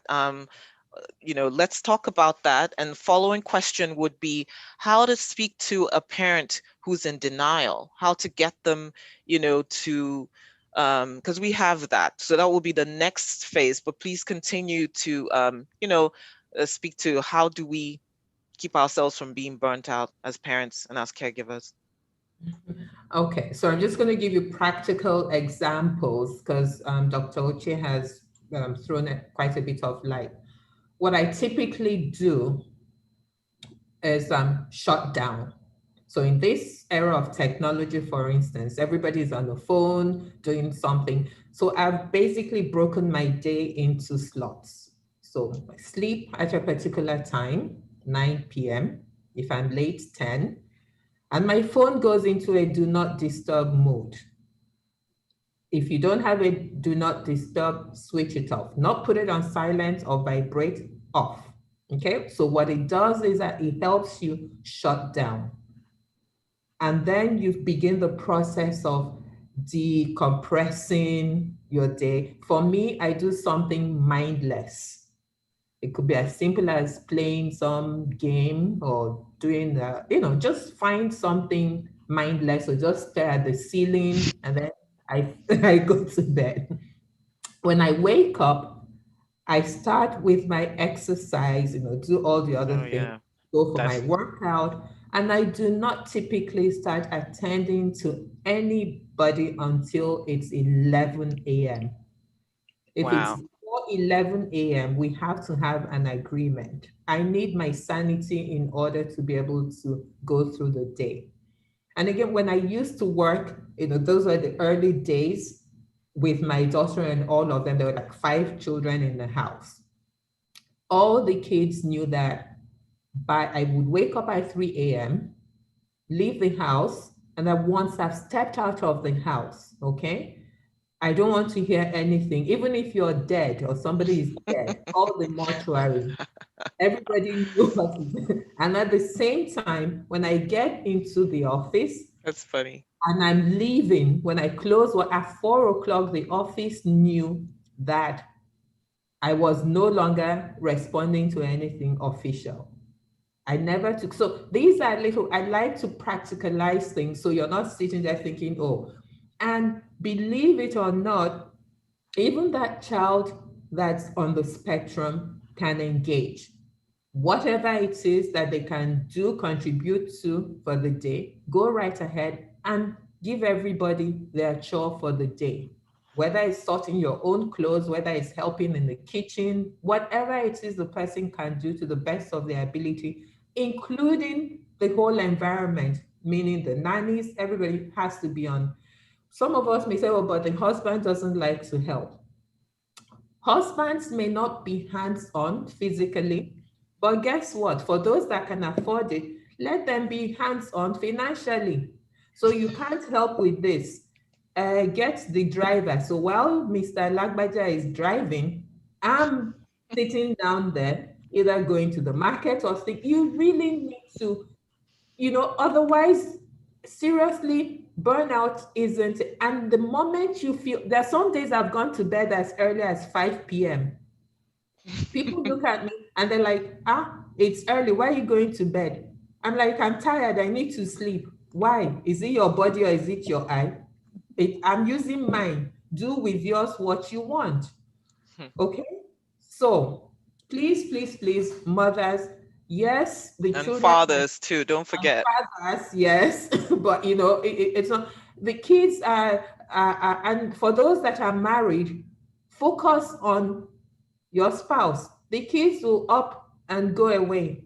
So they need to understand that as well. Tell them, you know what, right now, it's not your time. It's my time. It's daddy or mommy's time. Go to your room, scream outside, do whatever you want, but don't disturb me. You must.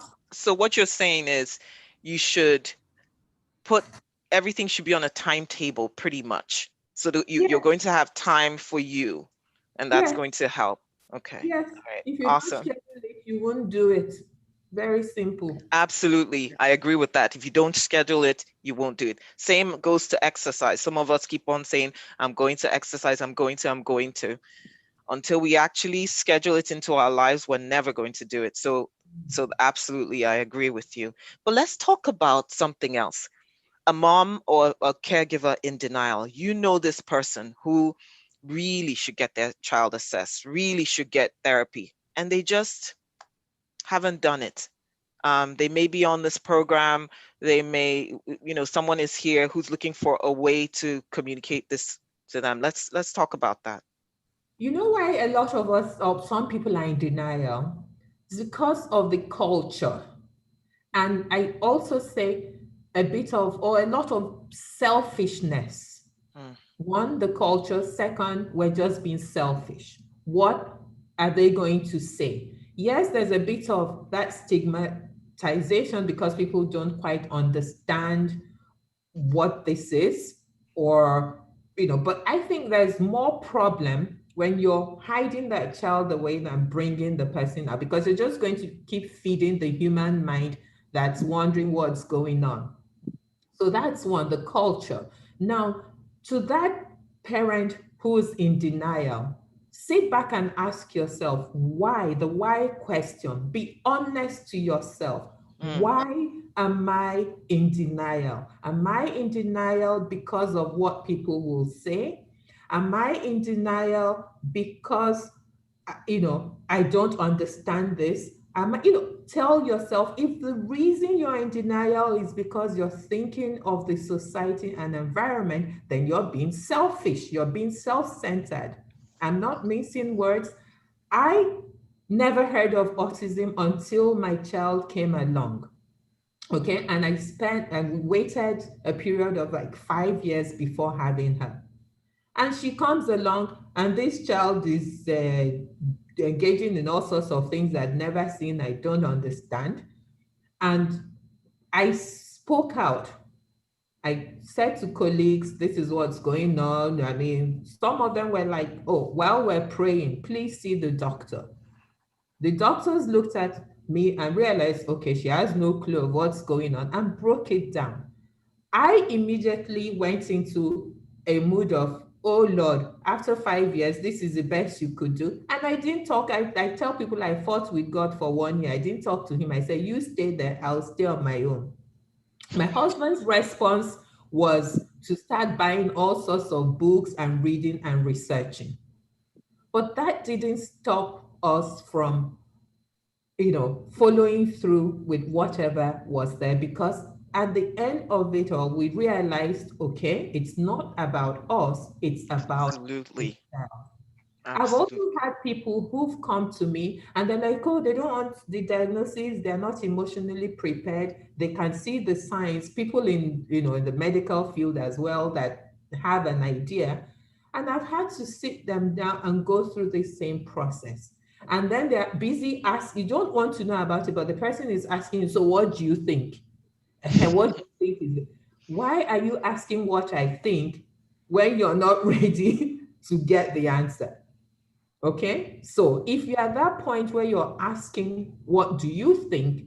The way to be sure is to allow them assess your child, which is what we did at the end of the day. Started by assessing the child, and eventually I, broke it down. She was a young mom, and I was able to just lay it out step by step. And eventually she broke down, cried, and we had a little moment, but at least they left the center with a diagnosis, and we started with the assessment, eventually gave them a diagnosis. They've gone, they haven't come back, but at least they know what's going on. Now, whether they are following up with, intervention or not is a different thing.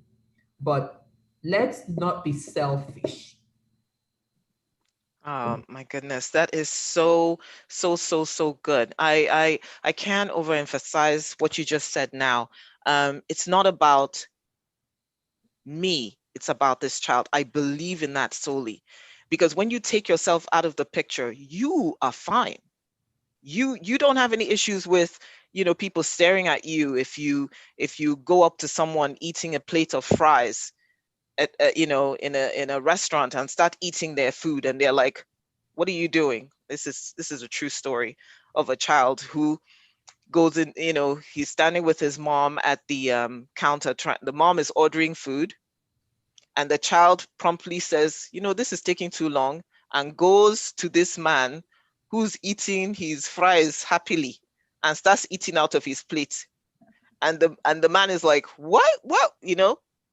Autism, they have no clue about they have social cues. So he can't even see the shock in the man's face. He doesn't know it's not allowed. All he knows is, I came here to eat fries in the man's plate, I'm going to eat fries. So at the end of the day, you don't have that problem. Traditions, noise doesn't bother you. You can go anywhere and you're free. You're fine. But you have this kid who's going to be 15, 17, 20, go through puberty, okay? And has issues with being toilet trained. And you're not sure if you go to a party, they won't just come in the middle of the whole party and have a bowel movement. All I say to anyone who's in denial and who's taking time to do what you need to do, as with the time that you have, I say to you today, you need to take a second look and decide it's not about you, it's about that child. And I think once you make that change and that switch in your mindset, everything else becomes easier. And with this high emotional moment, we are going to take a break.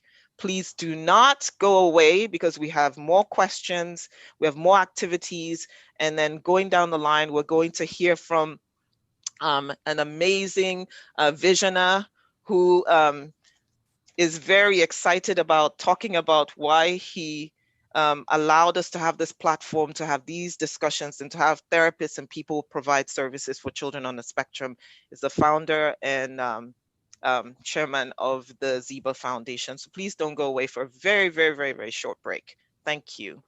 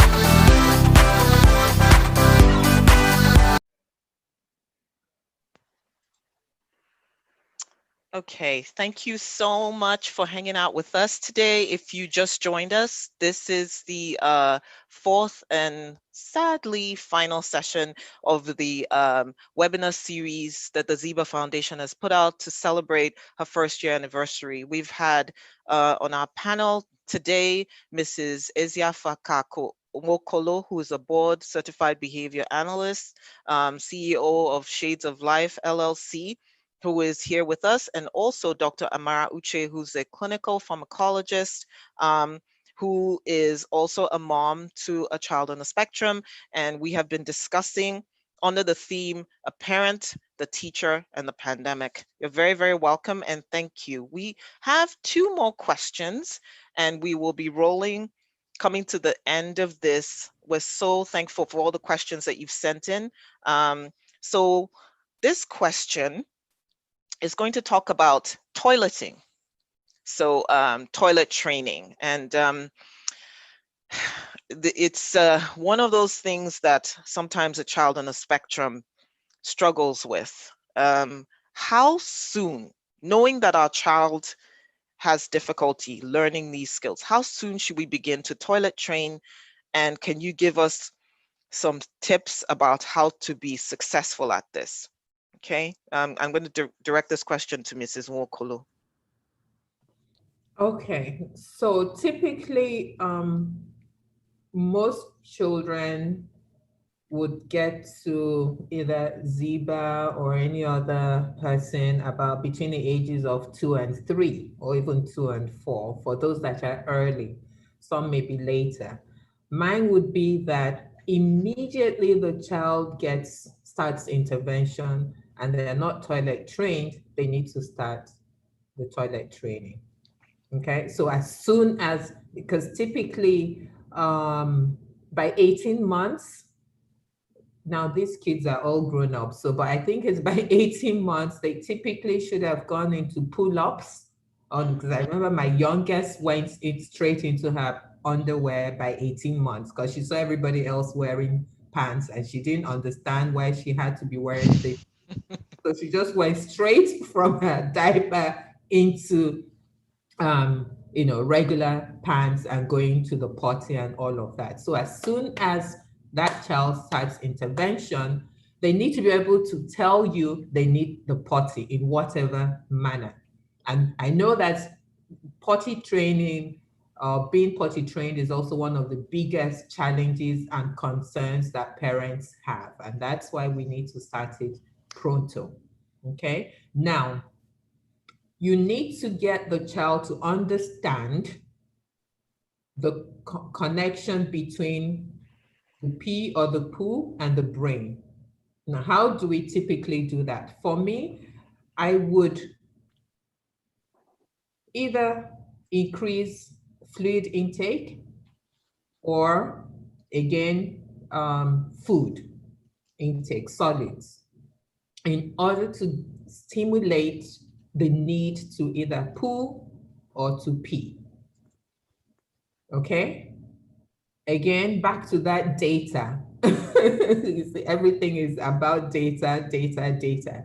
And so I'm probably timing the frequency of visits to the loo, or, so if I'm working on peeing, for instance, I may decide, okay, I'm going every 5 minutes to the loo. We may get there, but they're not going to void in the toilet. But we begin that simulation, going back and forth. And then at the point where we increase the fluid intake, we're also monitoring at what point is the child going to void in the toilet, whether it's the pee or the poo. Does it make sense? So if I've been going 5 minutes, again, that data, and I see that 10 minutes after I've come back, they've had an accident, I note all of that. And once I see a pattern of either the accident or when they're void, it gives me the information that I'm looking for to either say 5 minutes is too long or 5 minutes is too short, and then I adjust my criteria accordingly. Okay. Awesome. Okay, so at least we know that there's some kind of science to it, right? There's a method. You increase fluid and food the week you're going to do it. I would also say, as a parent, just a tip there to maybe if you are working, that might be a good time to take vacation so you can focus on it and be consistent. That way it will be effective. Or if you can't take vacation, your nanny is on standby. This is the week that we are going to, the period we're going to invest in trying to get this child to understand that there is a benefit to this. Because with kids on the autism spectrum, it's more like, what's in it for me? If I know why I need to open my mouth and speak to you, then I'm going to do it. Otherwise, it doesn't come naturally to them. If I know why I need to go sit on that potty and produce something, what's the benefit? So the benefit is the reinforcement that you give, either the celebration or the joyful sounds that you produce when, you know, there's a clunk in the, not to be too graphic, in the potty. Pretty much, you know, that's what's going to make them want to do it more and more. So I would just encourage you to take it as seriously as possible. So now moving on, Dr. Amara, thank you for, you know, giving us, you know, answering the last question, but I want you to talk about, like, let's tie this to Mrs. Nwokolo's answer. Let's talk about how, hold on one second. I had my question and I kind of, oh yeah, this is the question.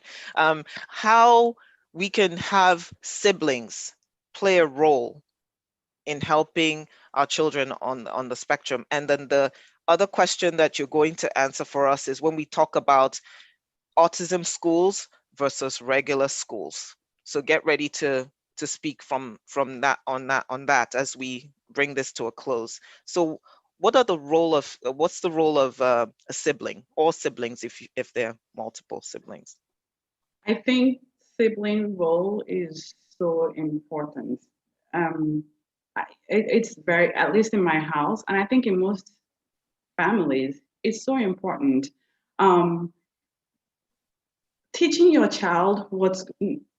kids that are not on the autism spectrum, what's going on, you know, educating them on what autism is, and that education depends on the child's age and what they can learn. And honestly, there are videos online. I remember sharing some videos on autism with my kids, and they understood it. I shared it with, you know, friends and family members.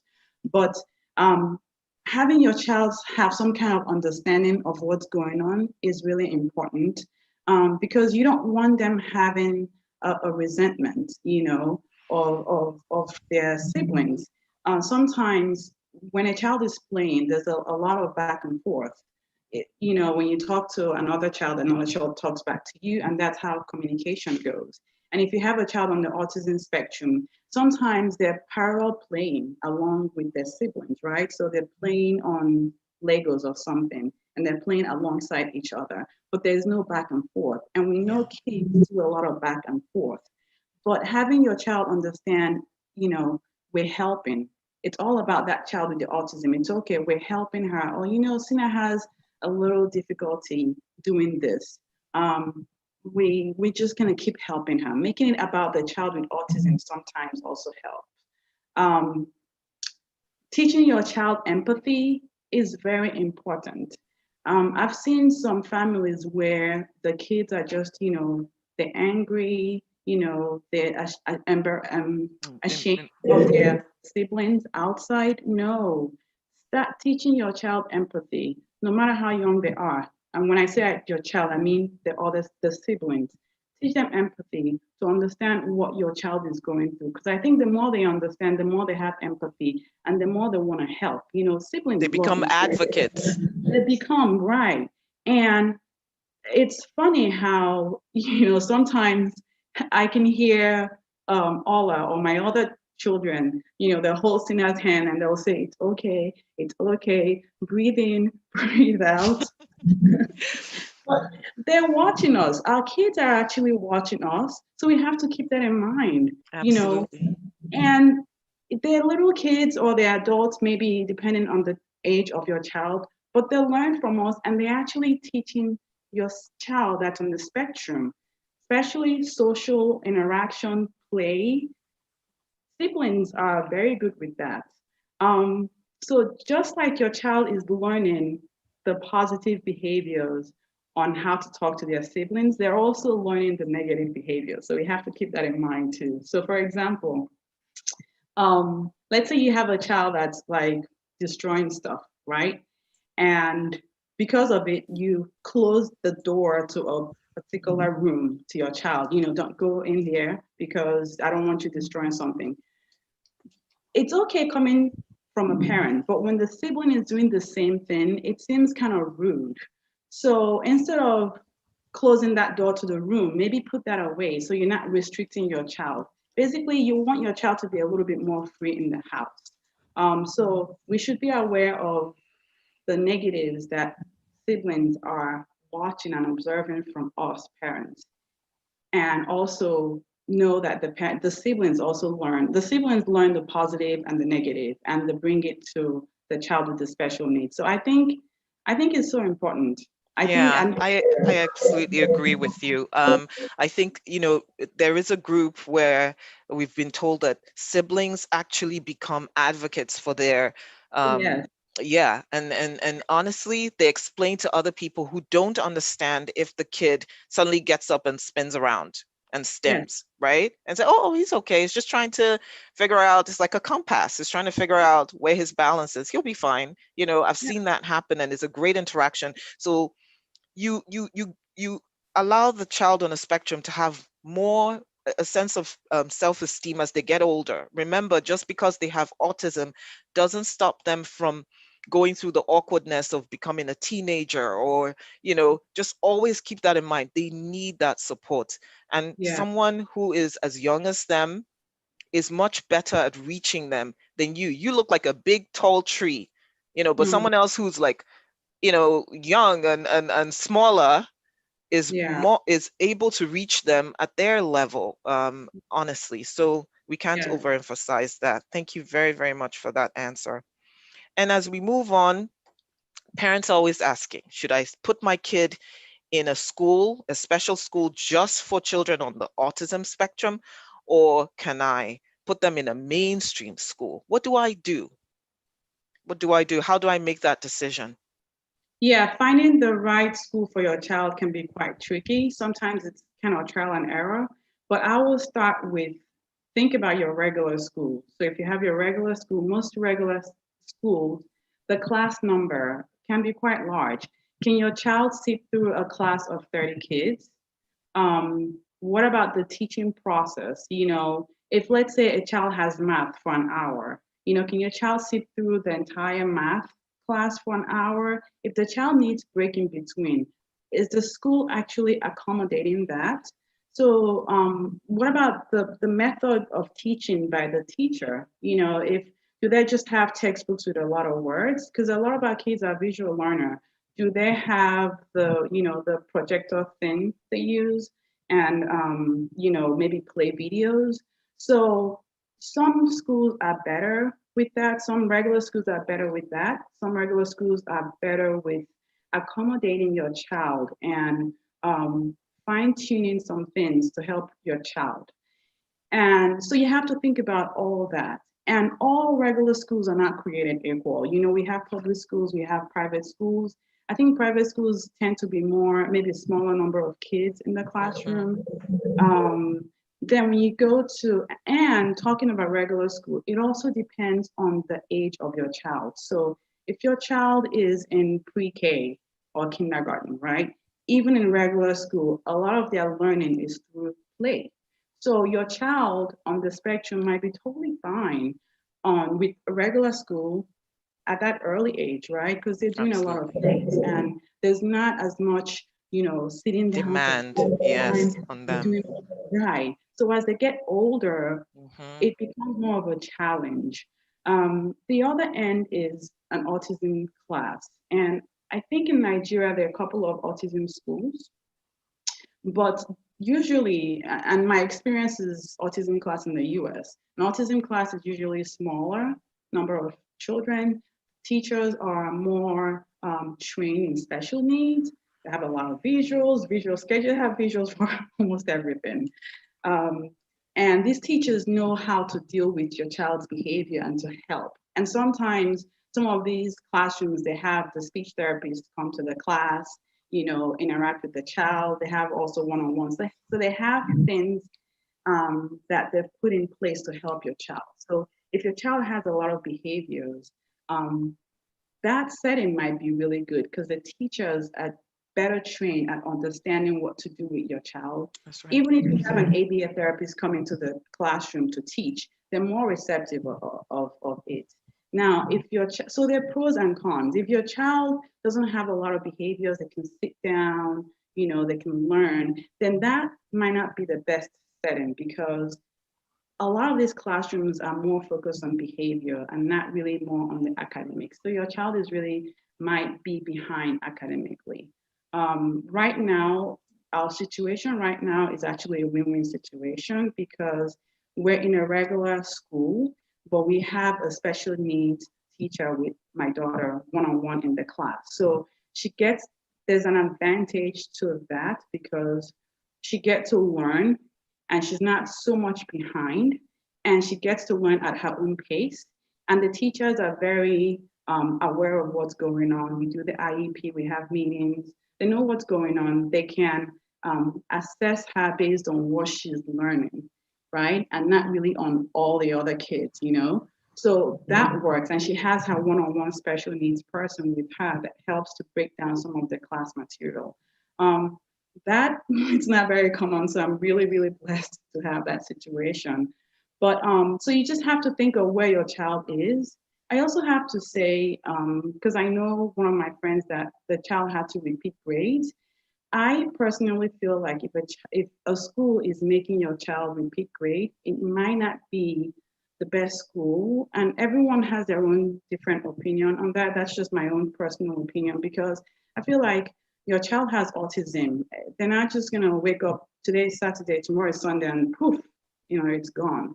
If you're making a child repeat a grade, are you gonna make them repeat the grade twice, 3 times? You know, they have challenges and it's a progress, like I said. It's not gonna just magically poof away. So I think, again, trying to find the right balance is key. It's okay if you have to change school. That's fine. And you know, we have to struggle about how far it takes to get to school. Some of our kids on the autism spectrum can't really do boarding school. You know, in Nigeria, many kids are in boarding schools. So do you have the time to drive? How far can you drive to get your child to the right school? Do you have a driver that can do that? So, but ultimately, just put your child first. So which school might not be too overwhelming for your child. So your child can still thrive, learn, but they're not too overwhelmed. Absolutely. That's such a great answer. I mean, you know, in Nigeria, academics is super important for us. In Africa, generally, you know, sometimes I see kids who are in first grade in Nigeria, like class 1 or primary 1, and they can maybe count to like what, 2000 or something. It's just almost like there's this rat race to accomplish something. But I find that by the time they get to high school level, other educational systems have overtaken them, and then college, you know. So in my mind, I think that if a child is on a spectrum, you should focus a lot on the building blocks that allow the child to learn. So do they comply with instructions?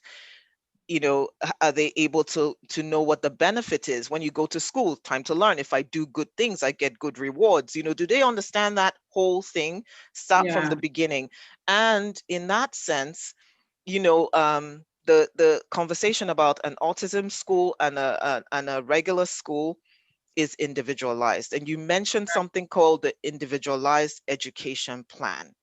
Now, that is something that at the Ziba Foundation, we write for kids on the spectrum who go to mainstream schools, but get services from us so that their school can allow them to do their work at a certain pace that's not the same as all the other kids, and they don't get judged on a typically developing kids program, but they get judged on their own ability and their own skill set. So as we transition to pretty much ending this series, I want Mrs. Wokolo to speak about the benefit of an IEP and how when we go to a parent meeting, because we usually have parent meetings at the Ziba Foundation. The Ziba Foundation has the Ziba Place, which is our actual center where children come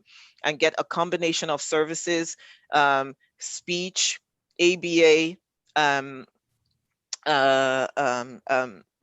speech ABA, and even some social skills classes. There are other services which, if you go onto our website, you'll see those. But please speak about what an IEP is and how, as a parent, you can ask for it. Even if your school doesn't have one, you can advocate for it and reach out to the Ziba Foundation to help you implement it.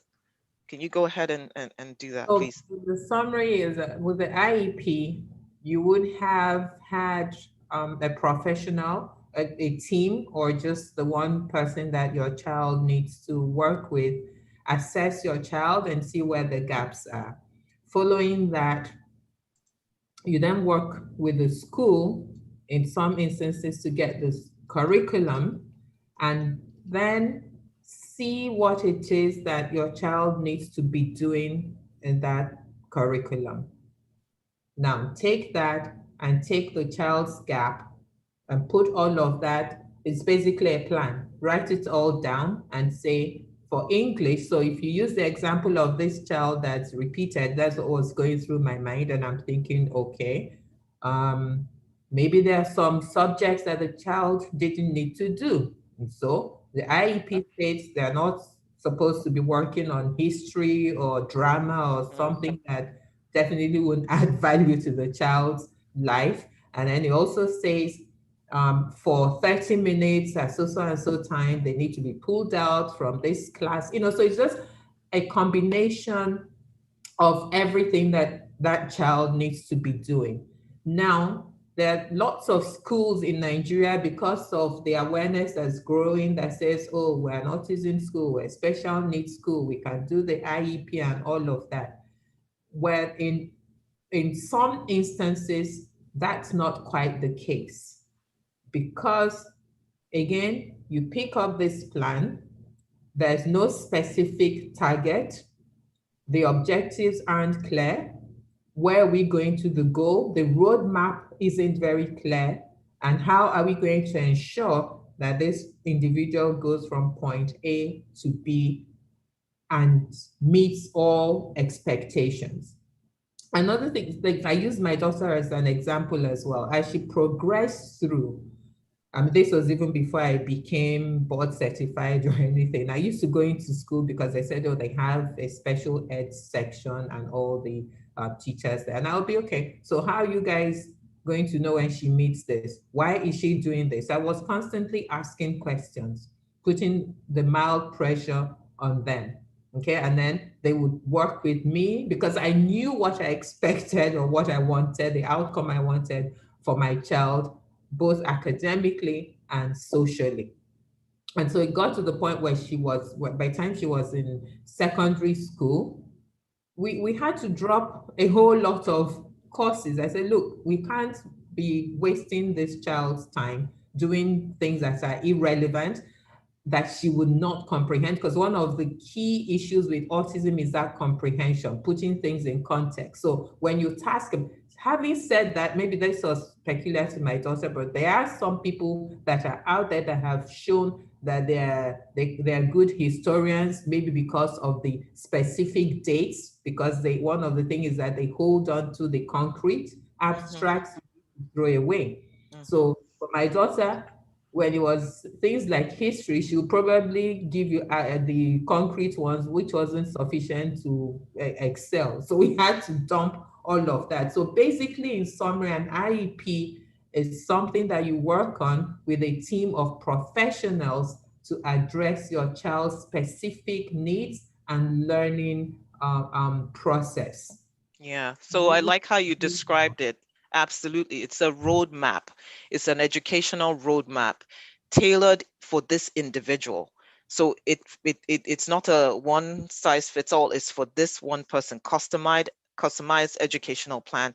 Absolutely. Thank you so, so much. As we bring this to a close, I personally want to thank you guys for being here and making this like a coffee table conversation between all of us here in this space. We've learned so much. We've been educated. We've been inspired. I also want to say, that autism is not just a disruptor. It can ruin marriages. It can ruin families. It can ruin homes. If you don't, from the beginning, decide, look, this is not going to disrupt our lives. This is not going to end our lives. It is just a journey, and we're all in this together. Get as educated as you can, attend webinars like this, reach out to people who have resources like the Ziba Foundation to help you. And that way, you can tackle this as a family unit. Never think that once your child is diagnosed with autism, or you have a family member who is on the spectrum, that their lives have come to an end. No, they can live as safe as they can, as independent as they can, as happy as they can. It's all about the plans that you make and all about the choices that you make. And on this journey, to a life that is lived, as well as they can, you have help. So please don't give up. That's the entire message, and that there are people who are on the same journey who make choices every day, just like you do. So thank you very, very much for being here with us. At this point, we have come to the end of our webinar series, and I'm going to let the capable, amazing IT crew take it away. Thank you.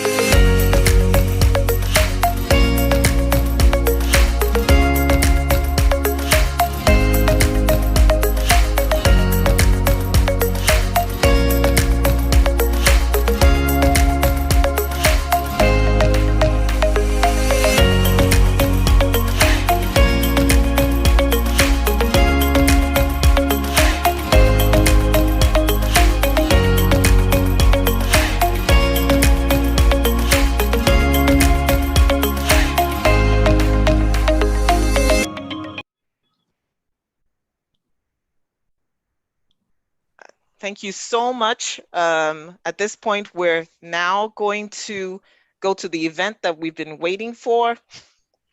Would like to have you meet the founder and the chairman of the board of trustees of the Ziba Foundation, who has been itching to give us his vote of thanks. Thank you very, very much for being here.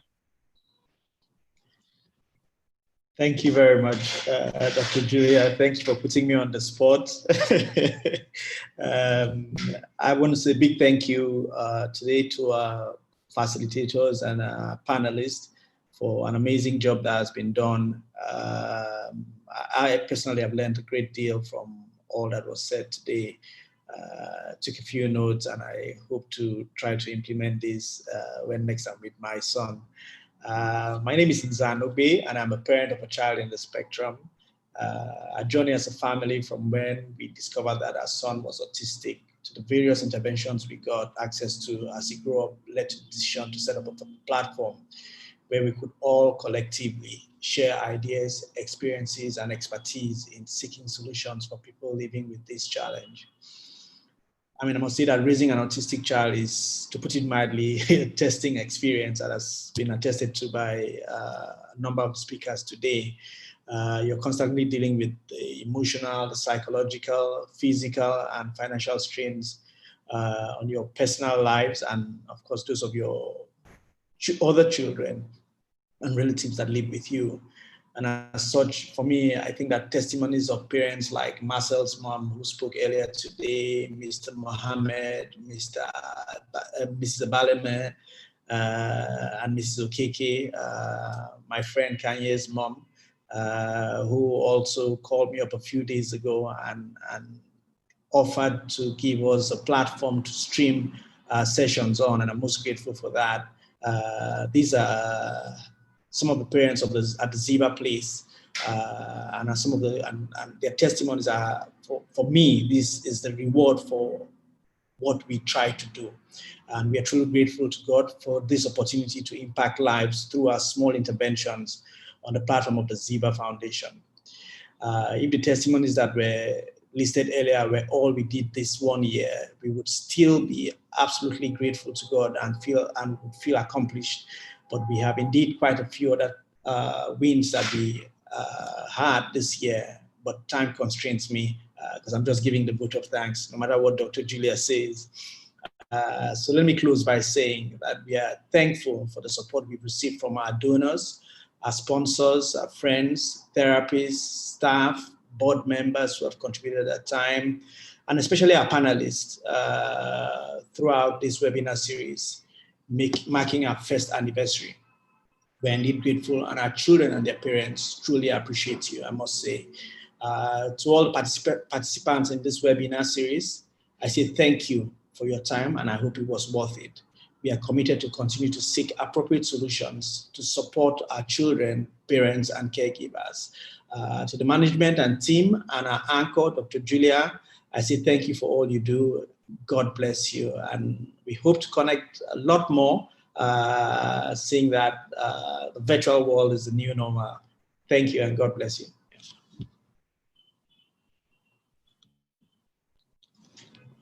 Thank you so much.